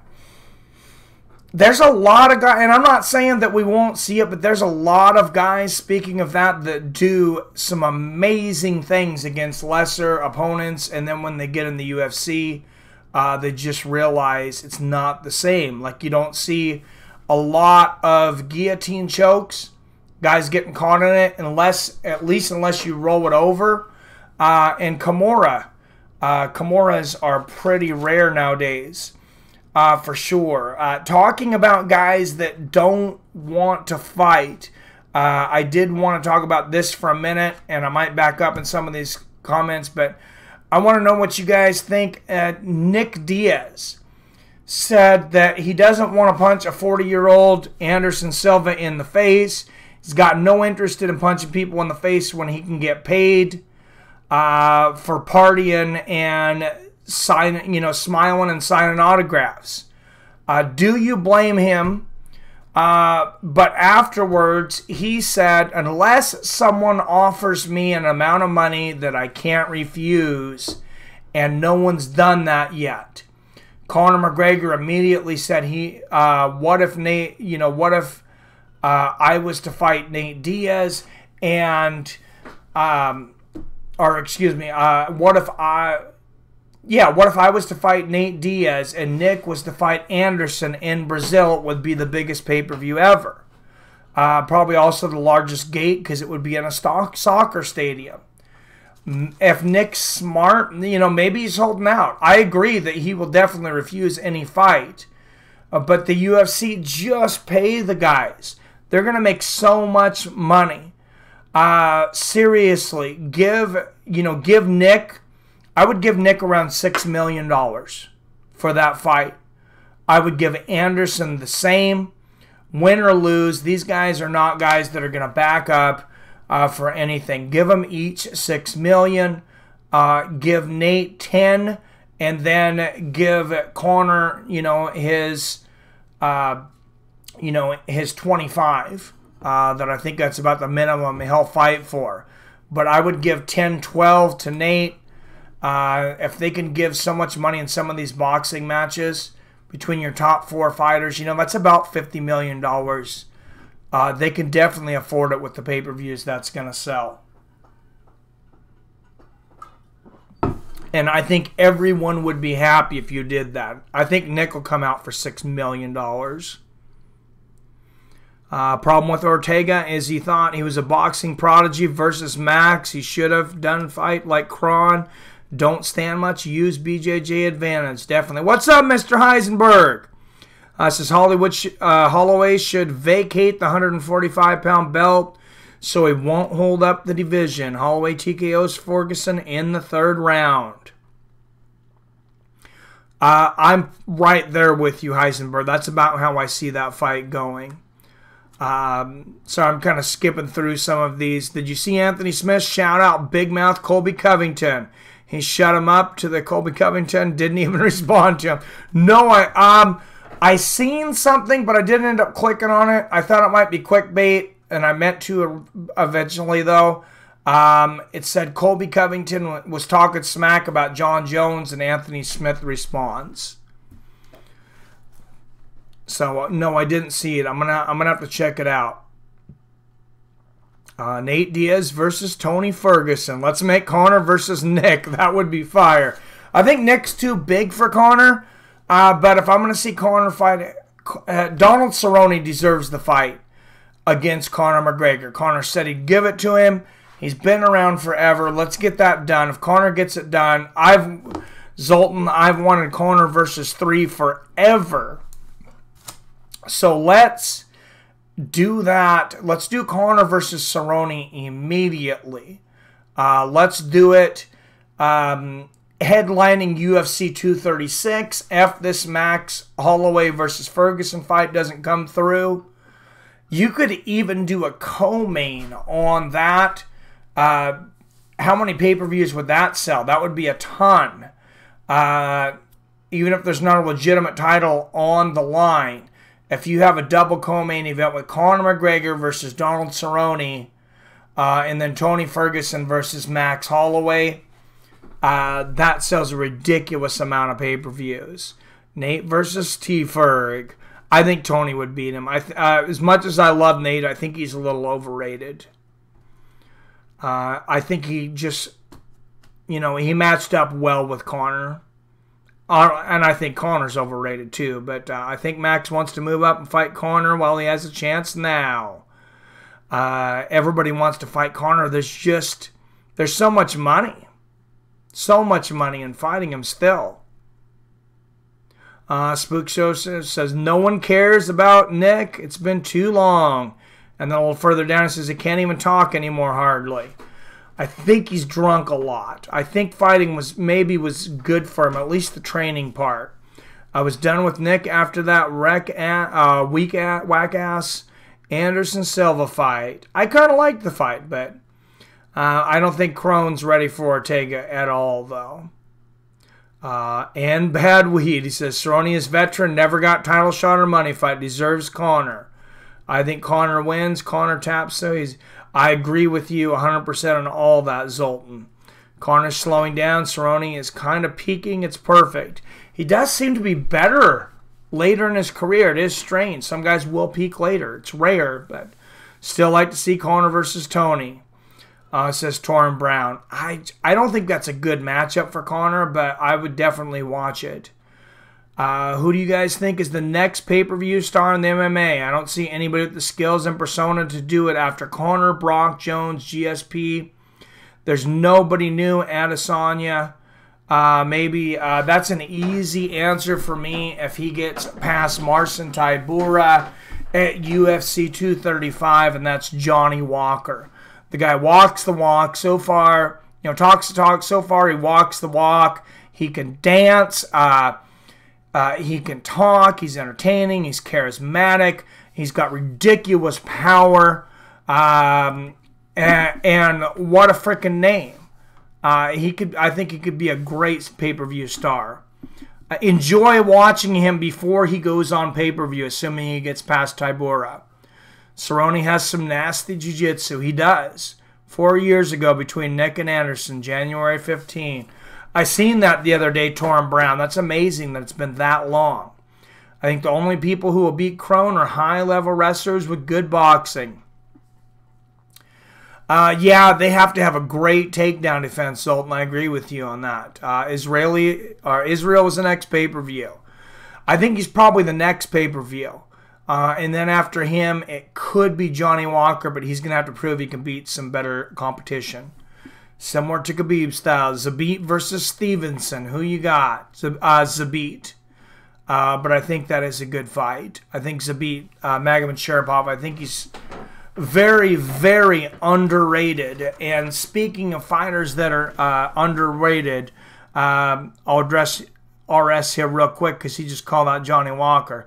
Nah, man, Johnny Walker sucks. He hits hard but doesn't have the skills. Bad wrestling, bad BJJ. Even boxing is not that good. Too wild. Light heavy. Well, it's a light heavyweight division. I knew what you meant, though. It's so thin. He definitely has a lot of work to do, and he doesn't have much of a combat background at all coming into this. So he's a work in progress. I think Marcin Tybura might be too quick of a step up for him, but it might be just the right fight. I don't know. We'll have to see. I think Johnny Walker could be the next up-and-coming star. He says, yes, Walker and Reyes are next light heavyweight stars. Marlon Moraes, another guy doing good. Nagano might be the next pay-per-view superstar. Definitely could. Who is Anthony? Why is Anthony Jones beats or Anthony Smith beat Jones? I see pretty much no path to victory for Anthony Smith unless John Jones trips and breaks his knee in the middle of the cage. That's a horrible fight in my opinion. Nagano, if 3 more first-round KO, will be huge draw. He's already a huge draw. He did very well on those Stipe fights. He lost a little stock with the Derek Lewis fight, but he definitely could. If you're looking for money fights, when you have a guy that has that much power, honestly, I don't know if they even care if he's fighting for the title for quite a while. Just put him up against strikers, watch him knock people out, and collect the money. Nobody's going to complain, including myself. Johnny Walker versus Dominic Reyes would be crazy. I agree, it definitely could, Torrin Brown. I think Johnny Walker is quite a ways off the skill set of Dominic Reyes. But we'll see how he does against Marcin Tybura. I don't know. I don't see the skill in either Reyes or Walker. Those hype's going to go fast. Moraes versus Cejudo. That's another one I want to get to here quickly. Actually, I'm just going to hit that one because that's somewhat of a short one. The TJ Dillashaw, Cejudo, Moraes triangle of love, whatever you want to call it. Marlon Moraes, he's the #1 contender. He's obviously the best 135er out there besides maybe TJ Dillashaw. And you guys were talking about being sick of super fights. I don't want to see TJ Dillashaw fight anybody before he fights Marlon Moraes. If he fights anyone else, I think he should be stripped of his title. Fight the #1 contender. This is a guy that's entertaining. They love him in Brazil. There's no excuses to not put Marlon Moraes in there. Johnny Walker's going to beat John Jones. I would love to call that torn. I think I might have a heart attack. That would be incredible. Reyes has to get by Ozdemir. I think he's fighting next. I think that's the one. I'm going to bring up this week's card here in a minute because there's a decent amount to talk about that. Definitely with the main event, though.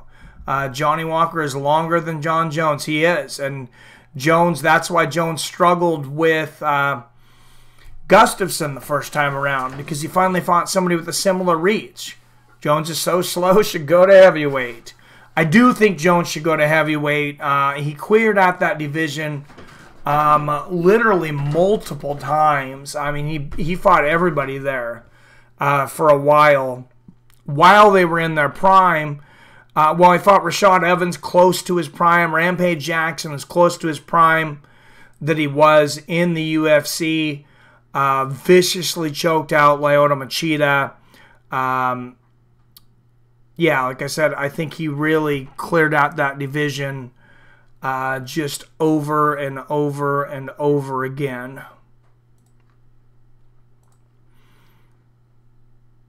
So I would definitely love to see him move up to heavyweight. And I think there's a lot of good matchups for him. The first one I want to see, though, actually, is I still want to see him versus DC at heavyweight.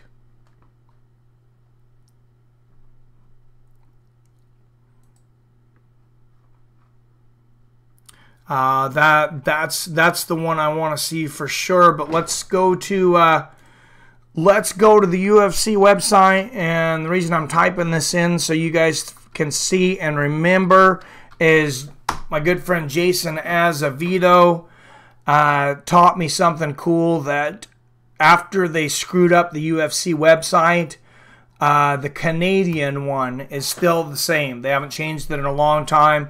So UFC.ca, I'm going to bring up this card. Unfortunately, I'm the only one home, so I'm going to take a short break because my dog is barking like a maniac to get out of here. But I'm just going to leave this up. #4 ranked John Blachowicz versus Thiago Santos. I will be right back. Stick with Fights and Friends.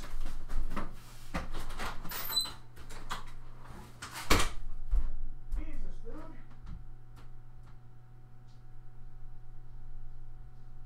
Get out. You're going to be out for a while.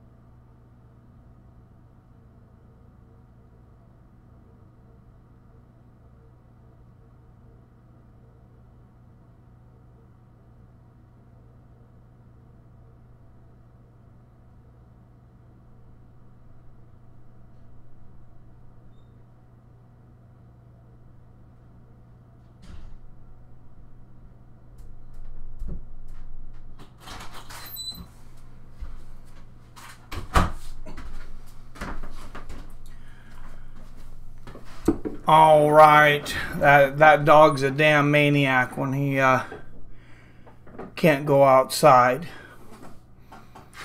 So let's look into this card though here. Just want to make sure my camera was adjusted here. There are some good spots in this card. John Dodson comes back against Peter Yan. Dodson's had some hiccups as of late.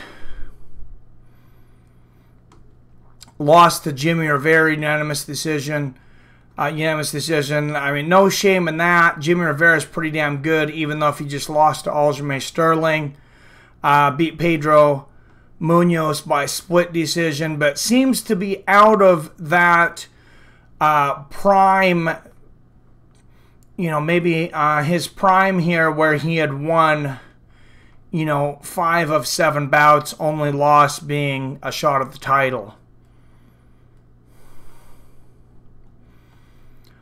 So he's on the downswing. I think in that one, let's look at Peter Yan out of Russia.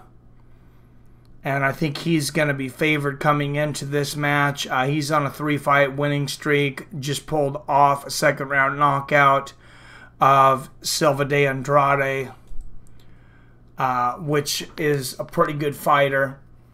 I think so. I picked Peter Yan in that one. But I used to like watching Dodson fight. And he's got some power. He's still got that crack. What's up, Jeremy Swan? So that fight is on. Well, I was talking about, it seems like it's very close to being on the UFC. Somebody changed the UFC's Wikipedia page, UFC 235, to say Max Holloway, or 236, excuse me, to say Max Holloway versus Tony Ferguson. Max Holloway retweeted it. And Tony Ferguson acts like he is down for the bout. And I was just saying I think it should be for the title because Khabib's planning on being out 13 months. We talked about it for a while, so I don't want to repeat a lot. But be unpredictable and wild is the way you be the champion like Jones. I think Reyes has even better chance than Walker. Because since Jones will lose in striking either match, go takedowns and Reyes defends. Yeah, Jones, he's smart enough that he's not going to strike with Johnny Walker. I mean, he's just got skill set wise. He's above him in so many other areas. The girl Illa, Liz Carmouche, comes back. I always like her watching her fight. She's been around for a while since that first ever female bout against Ronda Rousey. So it's good to see her making a comeback. What's up, Golden Lungs? This is Michael Johnson's a bum, but you need skills to beat him. He's a good gatekeeper. Yeah, I agree he's a good gatekeeper. Okay, I don't think he meant that kind of wild. Michael Johnson's net worth is $6 million. Didn't know? Oh, damn, what is he doing? He's definitely not getting that inside the cage. Unless he's got a hell of an agent. Gian Vellante versus Michael Alex Slevchik. I probably butchered that, but that's my best attempt at that. I like Gian Vellante, too. He's a super nice guy, too. Michael Johnson over there talking how he's going to kill somebody. He has 30 fights, lost half of them, and then ain't killed anybody. I don't see Walker using wild like long punches and easy to telegraph. I see more coming all angles like Conor or Max style. Yeah, I think he's got a little more skill than some people are giving him credit for on the feet. I don't think that he's quite as wild as some might say. But Gian Vellante, first let's go into Mikhail Oleg. Had that no contest against Khalil Roundtree. Was a unanimous decision, but then ended up getting overturned to a no contest. And that's his only fight in the UFC. Gian Vellante, of course, he's been around for a while. Had a back-and-forth war with Sam Alvey. Very close decision. Just barely lost that one recently. That was lost split decision. Coming off a split decision win against Ed Herman, in which I was kind of surprised that he was even back in the UFC, as much as I like Ed Herman. And Vellante, you know, he's hit a few roadblocks here recently. Obviously losing to Marco Huas, I mean, that's a tough one. But yeah, he's one of these, you know, kind of gatekeeper status, F that. Just a nice, fun guy to watch, though. Stefan Struve coming back against Marcos Rogerio de Lima. Stefan Struve, interesting. That guy's had some issues. Adam coming off a win over Rogers de Lima.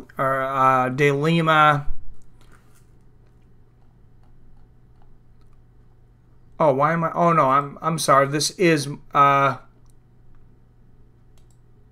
de Lima, Marcos Rogerio de Lima. Excuse me, I mispronounced that. Coming off of a win against Adam Weiserach. And Jerry Kimball, couple losses there, 2 of his last 4. So it's kind of been a win-lose for him.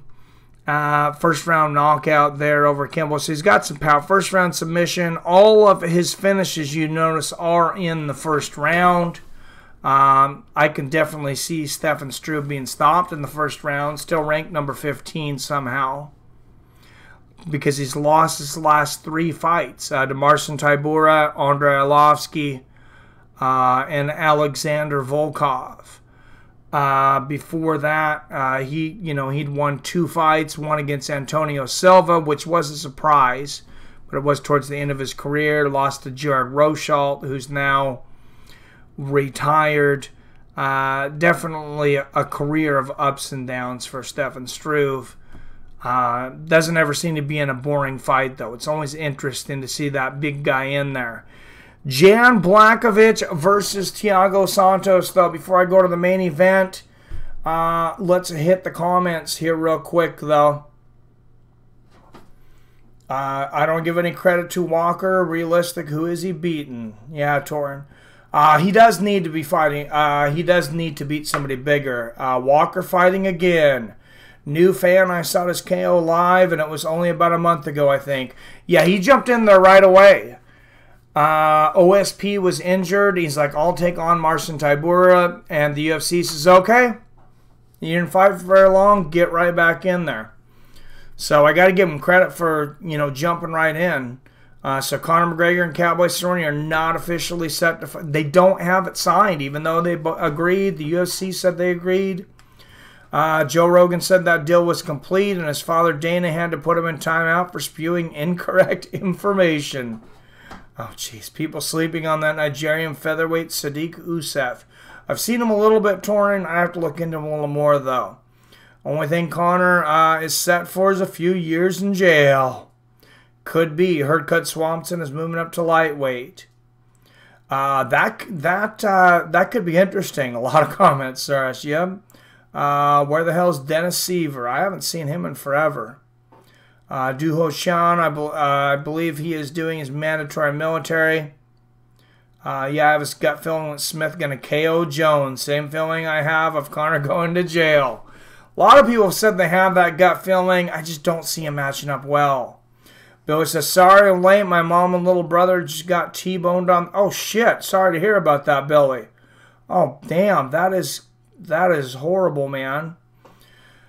So they're okay. Yeah, car is gone, though. Well, I'm glad everybody's okay. Cars are replaceable. Hopefully the insurance company takes care of that. But, man, I'm glad everybody's okay. Sorry you had to go through that today. That is... that's crazy, man. Yeah, that sucks. A lot of MMA fighters who are gone missing. Yeah, well, you have a 600-fighter roster, so you got to cut through guys sometimes. Let's go into this main event. I'll start out breaking down Jan Blachowicz. He is on a 4-fight winning streak. After losing 3 of his first 4 in the UFC. Is that because of goes down a little further than that, losing 4 of his first 6.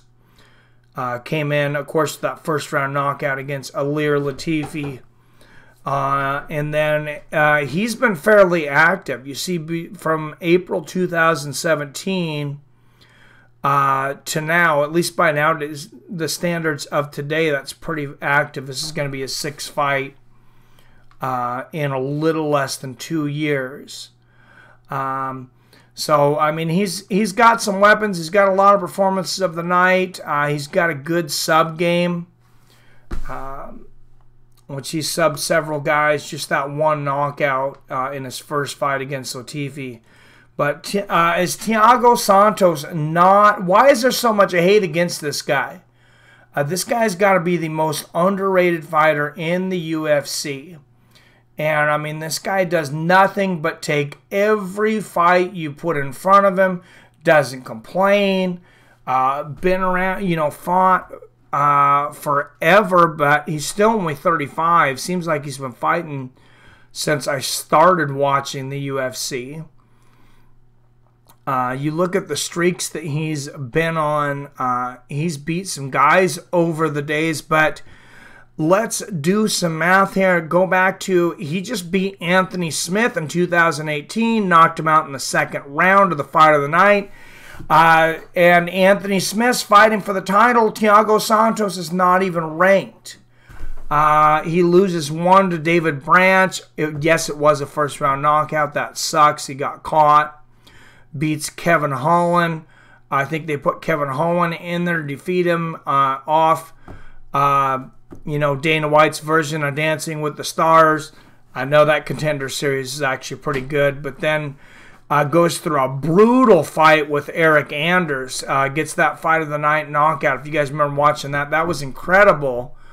Then this guy was ranked as high as 6, I believe, not that long ago. Jimmy Manawa knocks him out in the 2nd round.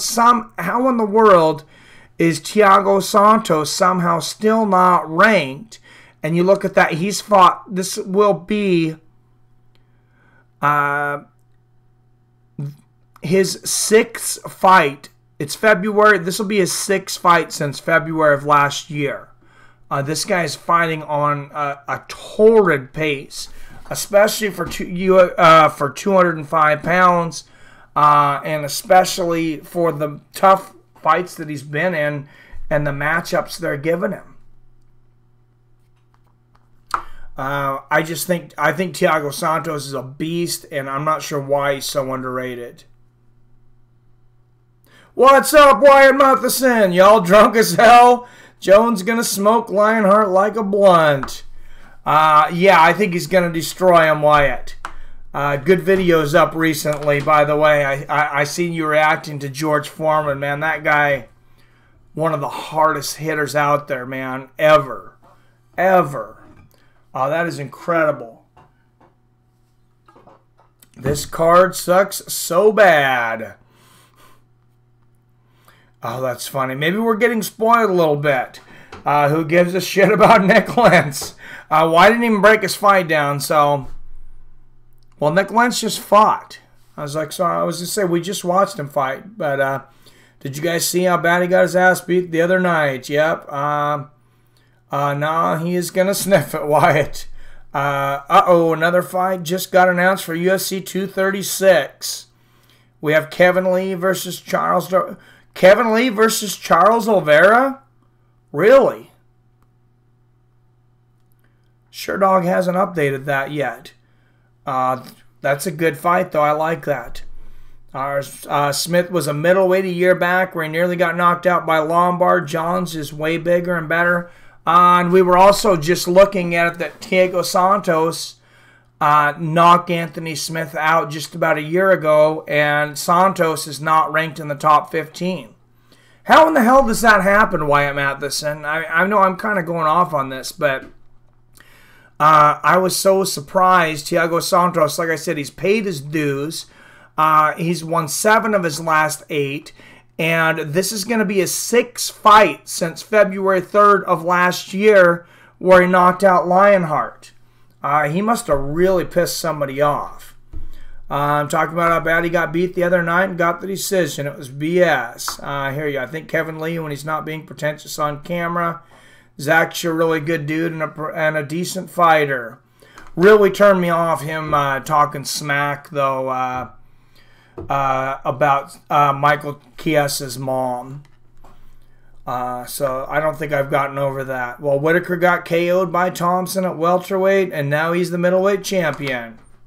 Sometimes it definitely pays going up in weight. Come on, man. You actually think Anthony Smith is going to have a good chance? Yeah, I don't know. I don't see it, Spook, but I see how UFC scoring is biased towards wrestlers. It definitely is. I have seen them address it a little bit here recently, as early as last Saturday. I'm trying to think of the fight, but there was a fight where somebody was striking well. He was on his back a lot of the fight, but he landed a lot of strikes off of his back. They gave him the round even though he lost, and I can't remember which fight it was now, but I was happy to see that.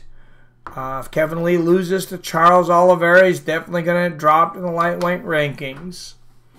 Oh, he definitely will. Charles Oliveira is a beast, man.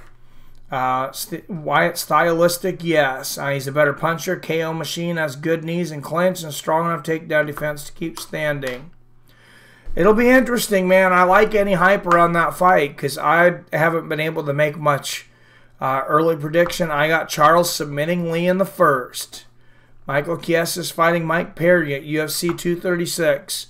Oh, they must have just announced some new UFC 236 fights on Torn. Sweet. James Gallagher is the cringiest fool in Ireland, if not the world. Yeah, he's going to be fighting on Bellator actually this Saturday. I have no clue how Santos got left in the dust, but Lionheart only got the shot because light heavy division is trash. And Biz being pissed off Jones on Smith's behalf to get in the fight. I'd like to see Thiago Santos versus John Jones if you're going to throw somebody in there. Bellator 217, James Gallagher versus who gives a shit. Don't miss it. And beat the number 2 ranked contender light heavyweight division also, Matheson. Stop hating so much. Yeah, I don't give him a whole lot of a chance either, PR. But he did beat a couple of good guys. I'm just saying I would rather see Thiago Santos in there. But that's a very weak division, so it doesn't take much to get a title shot. Oh, yeah, what did Bisping say about that? They just haven't found a main event for the card. It should be Tony versus Max. I think it should, and I think it should be for the title. I think they should strip Khabib if he really doesn't plan on fighting till November of next year. Let him either come back as, the lineal champ. He gets the first shot no matter what happens. Or he fights GSP in Madison Square Garden for the 165-pound championship. And I think there's actually a really good chance of that. Where is the PFL? Comeback Season 2, we need you. I don't know if they've announced when they're going to start. Their CEO took a job with another company, though, so he's gone now, though. But they still have, what's his name from World Series of Fighting? I can't think of his name. Will probably take his spot. Thiago Santos versus Anthony Johnson would be crazy. Yeah, I think he would have some great fights with a lot of guys. And they just keep on throwing him in there against killers. Like I was saying, they put him in there, against Anthony Smith, probably expecting him to lose. They put him in there against Kevin Holland, who did well on Contender Series. Santos takes him out. They put him in there against Eric Anders, who was hot at the time. They had a tremendous battle. And then Jimmy Manawa has been ranked, I believe, as high as number 6 not very long ago.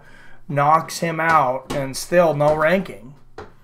Oh, yeah, Bellator is going to have a 16-man featherweight tournament. They did just announce that this morning. You're correct. I predict at least UFC fights right. All last UFC fights right. I know what I'm talking about. When was I ever wrong in a prediction? We need to do some fantasy MMA, I think, here, RS.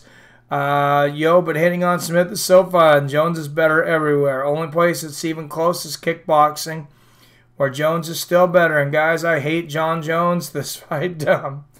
Oh, it's funny. Yeah, I'm not a big Jones fan. We will see. I know what I'm talking about. All right.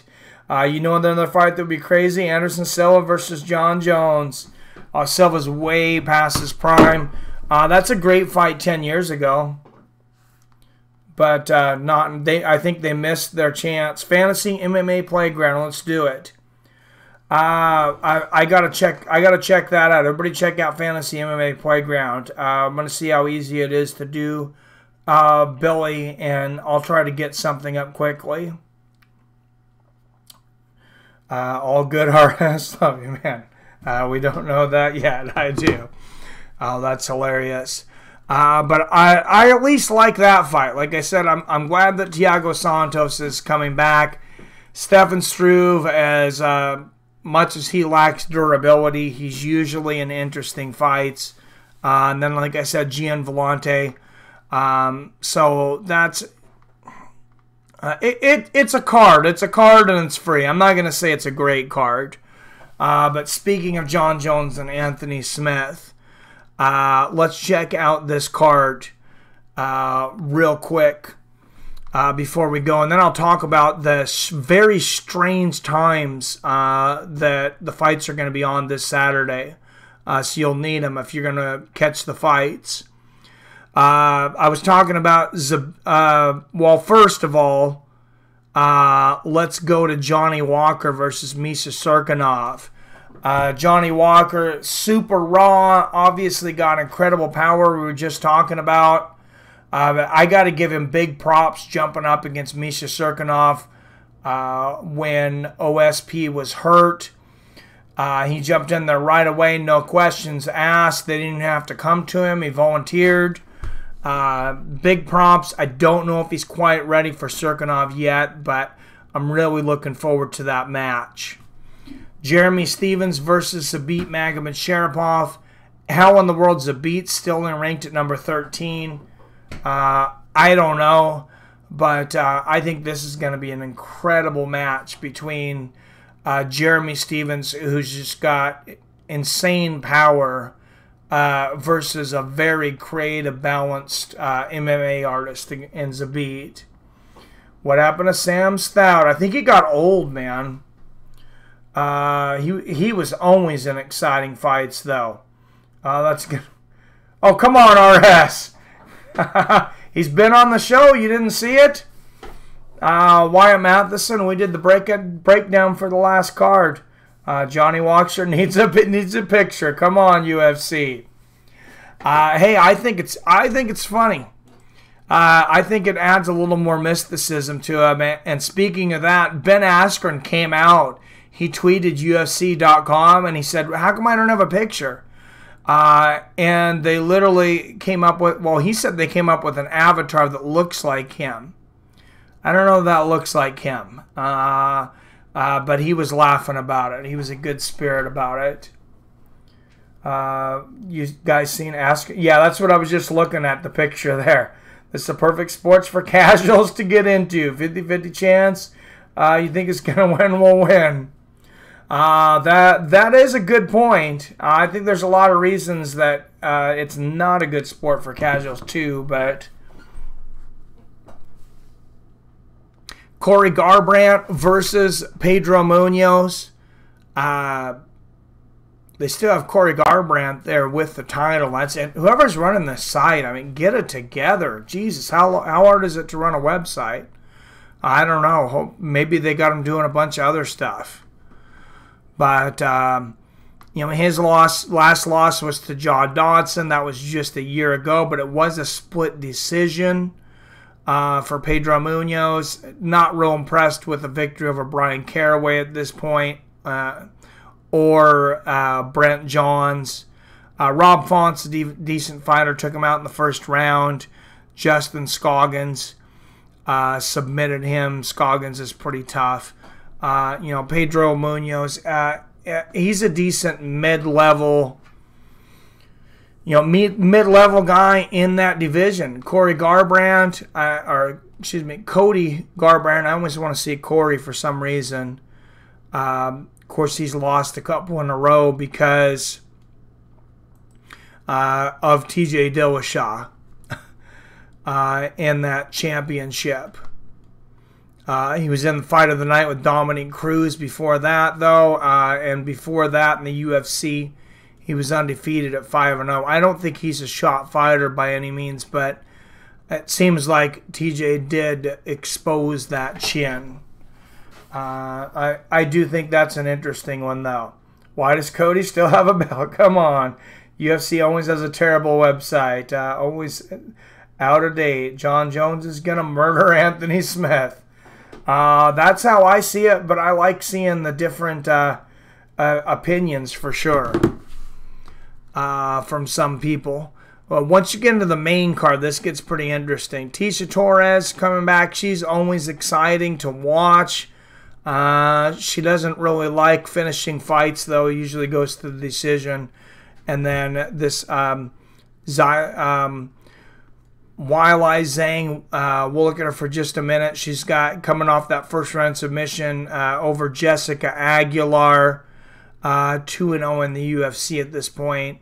Ticia's been in there with a lot of tough girls, so that's going to be a tough one for Zhang. Robbie Lawler versus Ben Askren. Finally, we get to see Ben Askren. I'm curious how you guys feel about this fight. UFC has gotten really boring lately. We haven't gotten any big fights announcements. Well, they're just having a ton of fights, though, man. I'm not complaining right now. We're getting like 40 fights a month recently. And a lot of times they're either not making a big deal of the announcement, they'll let Twitter and some other places do it, or they're just announcing it very quickly. Definitely a lot happier with them than I am with Bellator. Cyborg was going to murder Nunez, and Dillashaw was going to murder Cejudo too. That's why we watch the fights. Torn except Nagano versus Kane. RS, if Smith wins, come over to my channel and let me hear it. Let's have some fun. Sure, man. You guys should do some videos talking smack back to each other. That'd be fun. My favorite two sports I love watching, UFC and NBA. I'm going to get back into some basketball, Torrin Brown. I had boycotted the NBA for going on about 10 years now, ever since the Sonics left. I guess I might have to adopt the Blazers, but we will definitely be doing the ESPN NCAA brackets. I want to do like some kind of live draft for that. I think it'd be fun. March Madness. I take that entire week off for the first 2 rounds of March Madness every year, and I took that week off this year.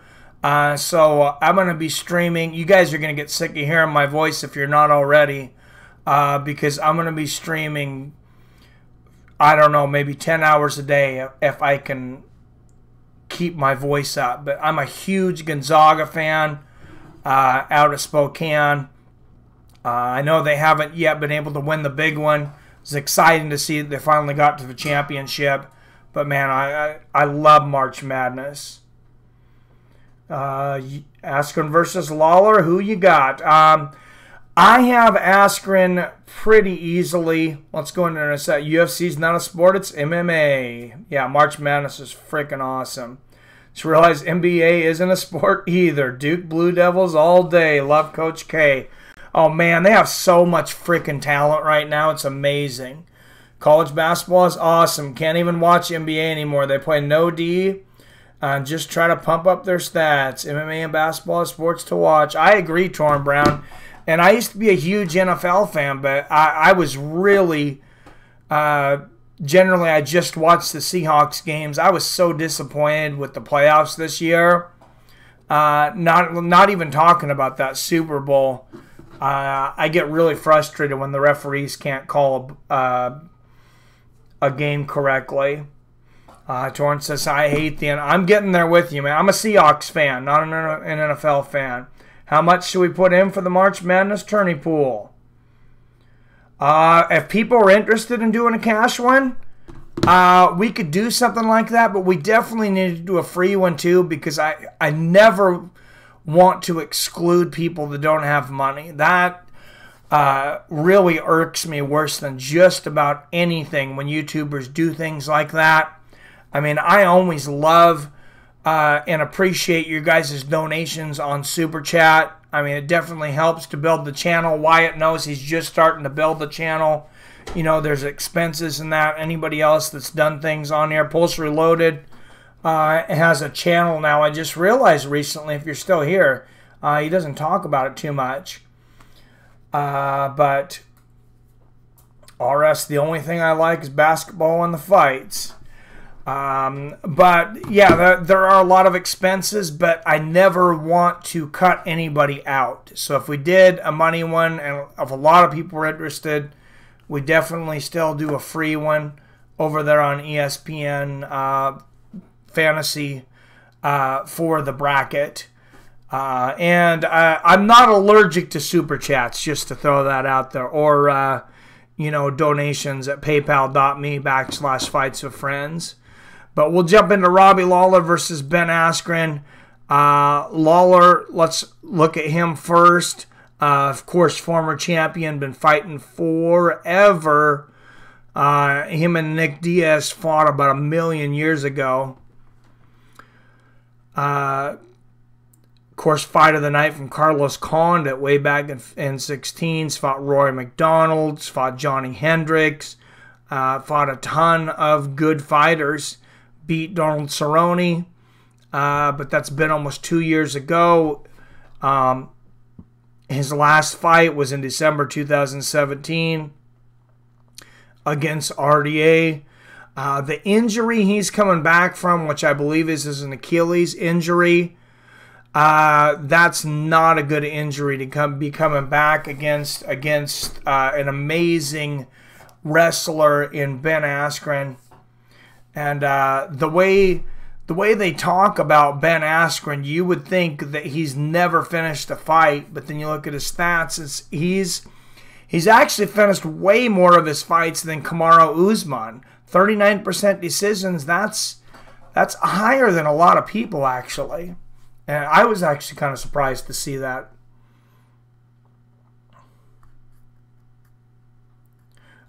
Should do like 50 cents. Is this why? Hey, anything would be cool. Yeah, we could do something like that. I don't know what the minimum is, but like $1 or something. Mike, don't forget about the poor here. I'll donate 100 G's when I get rich. That's why I was saying, man, I don't want to leave anybody out. Football is the easiest game to ruin via reffing. So subjective. You can throw a flag on every play if you want to. I've thought about reposting it, but I don't know if I want to give off that image. I completely lost it when the Patriots were playing the Chiefs, and it looked like the Chiefs were going to get the ball back. Would have been very hard for Patriots to come back. Defenders coming forward, and Tom Brady literally just moves forward and into the arm of a defender, barely draws contact with his hand, and they give him a 15-yard roughing the passer and an automatic first down, put him within scoring position. One of the worst calls I've ever seen. I was going nuts. I mean, I was going like conspiracy theory style. Can't see how anybody can say there haven't been big fights. 2018-19 has been one of my favorite fights in MMA history. I think we're in the golden age of fighting, guys. For sure. Ben Askren actually had on flip-flops with a suit. Yes, he did. Somebody needs to teach that boy how to dress. Torn, made a video on that. Nice. What about GSP versus Khabib? If that fight happens, it's going to be the fight. I'll be most hyped.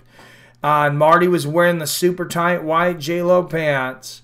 Went from talking about Max versus Tony to talking about every MMA fighter. That's why I like this random show. Torrin Brown, look at this. We filled up the time. Everybody gets to talk about what they wanted to talk about. We hit a lot of subjects, and I'm ADHD as F, so if I get a chance to embrace it, why not? That'll be all we do. Wyatt Matheson, I'm going to have to check out your channel. Feel free to put up a link to your channel. Mike, I've been subscribed to your channel since January 2018. It's been a whole year. Well, thank you, Torrin Brown.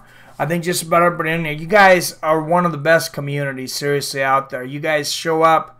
There's so many of you that show up for like every stream, even if it's maybe only like 20. I know there's some bigger communities out there, but the dedication of the hardcores and the fun that I have with you guys, you know, it really means a lot to me. It's a lot of fun. For sure. Feel free to put a, like I said, I don't usually allow links unless it's a YouTube channel that I've given permission. Feel free to put your link out there, Wyatt. We've collaborated in the past. So, and that Edelman reception was sketchy. Yes, it was. They were trying to figure out if he touched the ball. That was a strange one. You should see soccer here in Europe. Referees' corruption is what determines games. I don't think I can handle it, man. There is almost nothing in life I get upset with more than corrupt referees. I don't do it now, but when I was younger, I broke I don't know how much furniture getting pissed off over calls and games. I want the GOAT Artem versus Bob Sapp. Oh, Jesus. Do you put Rampage in the GOAT conversation? I love Rampage Jackson, but no, I don't. So I'm at work watching you. Get off at 5:30. Well, thank you, Torrin. Glad you can listen to me there at work. Are you going to do fights with friends? Hats. If you guys want hats, yeah, I'll definitely do them. I'll have to wear one on here to advertise it. The shirts are out. I need to get them on the site. I'm glad you reminded me there. I'm going to try to post them on my eBay site here quickly. But the best way to get a shirt, or most preferential, if you're in the States, they don't allow me international donations. But if you go to paypal.me/fightswithfriends, send $24.99 to cover the shipping and materials and a little bit of profit for the channel. There's a spot in PayPal to send messages, so just give me your address. Make sure you don't forget your size. I've been trying to track down JT360 MMA. Haven't seen him in forever. I have his address for a shirt to send him, but I don't know his size. So hopefully he comes in soon. What happened to that guy, Capital something? Cap from Capitol Heights. He's part of NFL team, remember. What happened to... he's working with the Pittsburgh Steelers right now. I actually tried to text him the other day about what was going on with Anthony Brown, but I haven't heard with him from him for a while. Yeah, he was my first mod. He's a good guy, but I don't know. He's a young kid. I know he had talked about moving out of the country. I don't know. I'd like to hear from him, but I have no idea where he's at. So I was forced to watch James Gallagher Bellator promo before clicking a YouTube video. It started off by saying, one of the most exciting fights in Ireland today. Oh, Jesus. Washington from Capitol Heights. I believe it was Washington, D.C. Yeah, no, I had to turn it off. Max Holloway even said he would go up to welterweight at some point in his MMA career. He is big. He might be able to go up to welterweight. Think Robbie's going to get starched. I agree with you on that one totally. Let's go back to the UFC event for this weekend just for one reason. And one reason only, and maybe you guys haven't noticed it yet, but this is in Czech Republic. So the main card is, you guys probably can't see that, but the main card's going to start at 11 a.m. Pacific, 2 p.m. Eastern. So I'm going to plan on starting at 11. That's going to be that's going to be a tough one for me. It's going to be tough to get home in time, but I will do it. I'll have to start at work probably about 2, 3 in the morning, but there's some things I can get done early. So I will definitely be there by at least 11. I thought there was a Friday card. I'm glad there's not. The Bellator is actually on Saturday. And I am going to go over to it just for a moment because I am going to stream it. And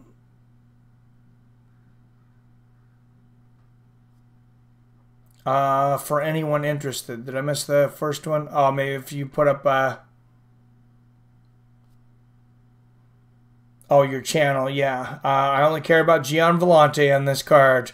Oh, yeah, for anyone interested, I got you for this event coming up, which they're not even advertising anymore. They got Sanchez versus Grisham up there. No. Gallagher versus Graham. I'm doing this for one thing because basically if there's a big fight on, I do it. You guys know basically I do it. If it's Bellator or UFC, pretty much I'm covering it. Even if we just have fun talking shit about it, I'm going to do the fight. So we're starting out at 11 a.m. UFC should be done by 2 p.m. or before. That I'm not going to lie about this card. It's absolute garbage. I mean, I've not even heard of most of these fighters. Richie Smolin sounds familiar. I have no idea who Stephen Graham is, even to be honest. He's fighting James Gallagher in the main event, and for whatever reason, they didn't even make it to where you could click on him. He's in the main event. He doesn't even have a picture. Bunch of these guys don't have pictures. Charlie Ward, I have heard of a few guys, but that starts at 6 o'clock for the main card. Prelims, 4 p.m. Dylan Logan versus Andrew Murphy. A few of these. Since I am going to be streaming already, yeah, this is horrible. 4-1, 8-1. Although the last prelims on the Bellator card ended up being better than the main card. A lot of guys that I didn't know who they were ended up fighting, and it ended up being a good prelims, even though I wasn't able to catch a lot of it. DAZN streamed it for free on YouTube, just to let you guys know. The prelims were for free on DAZN on YouTube. I don't know if they'll do that again, only because I'm already going to be streaming from 11 to 2, and I am on a man on a mission to get to 5,000 subscribers and 1 million views by April 16th. So you're going to be seeing a hell of a lot of me. I will start with the prelims at 4 p.m. Pacific, 7 p.m. Eastern. If the zone doesn't do it on YouTube, if they're doing it on YouTube, I'll update you guys right away. So you guys can watch it. After last Bellator, I just don't want to put myself through that hell anymore. Oh, it's hilarious. Gian Vellante and Chris Weidman share a bunk bed. I believe you, Billy. I am as analytical as the next guy when it comes to the sport. After all, I practice jiu-jitsu and boxing. But, man, that just completely amateurish night. I hear you. James Gallagher is legit. Good striking. Very good BJJ.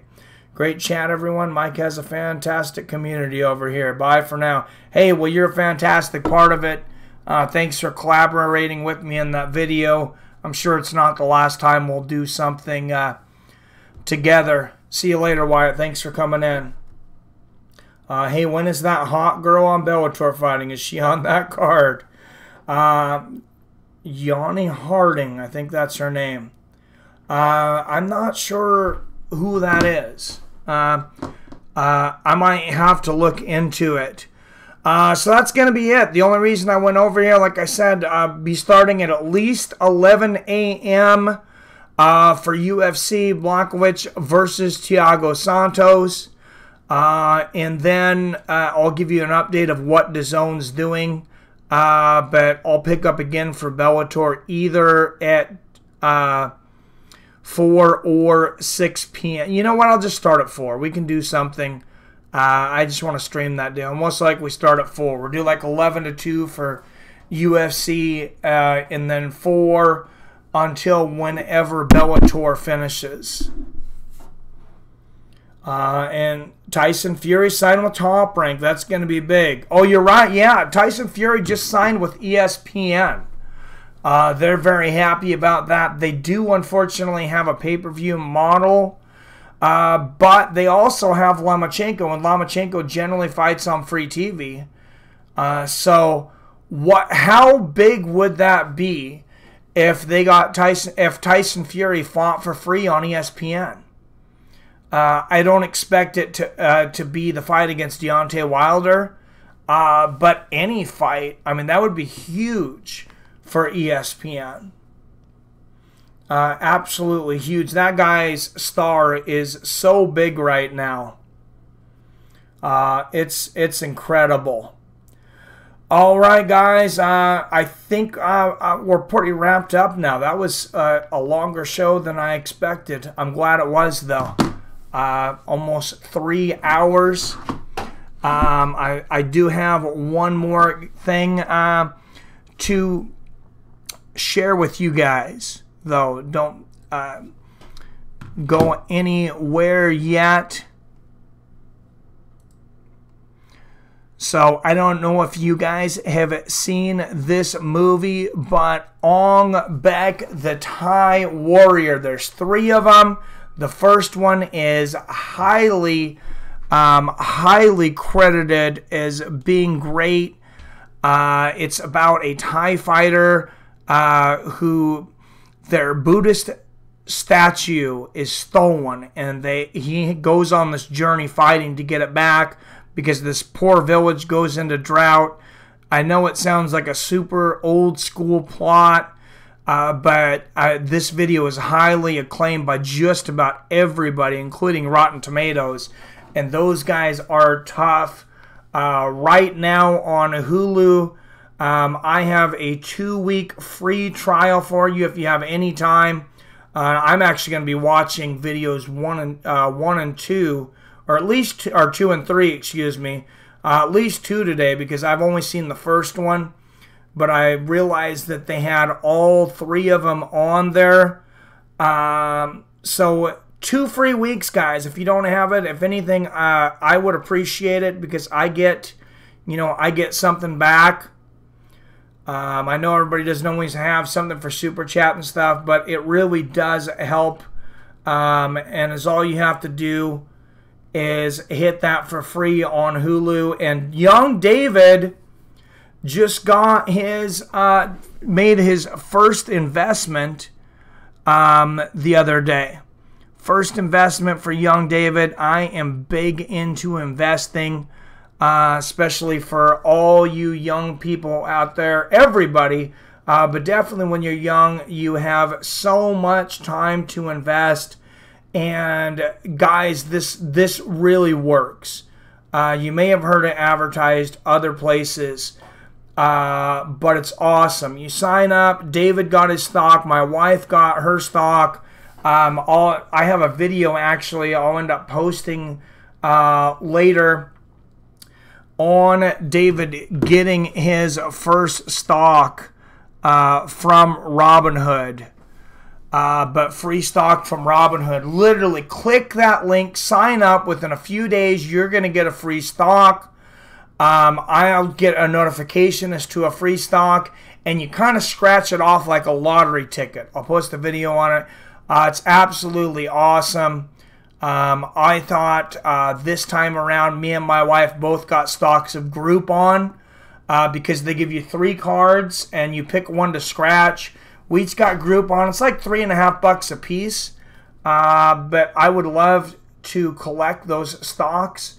I mean, it's freaking free.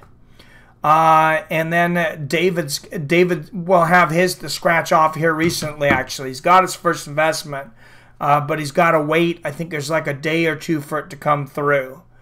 So it's absolutely free, and I would appreciate it because it gets me a free stock as well over there on Robinhood.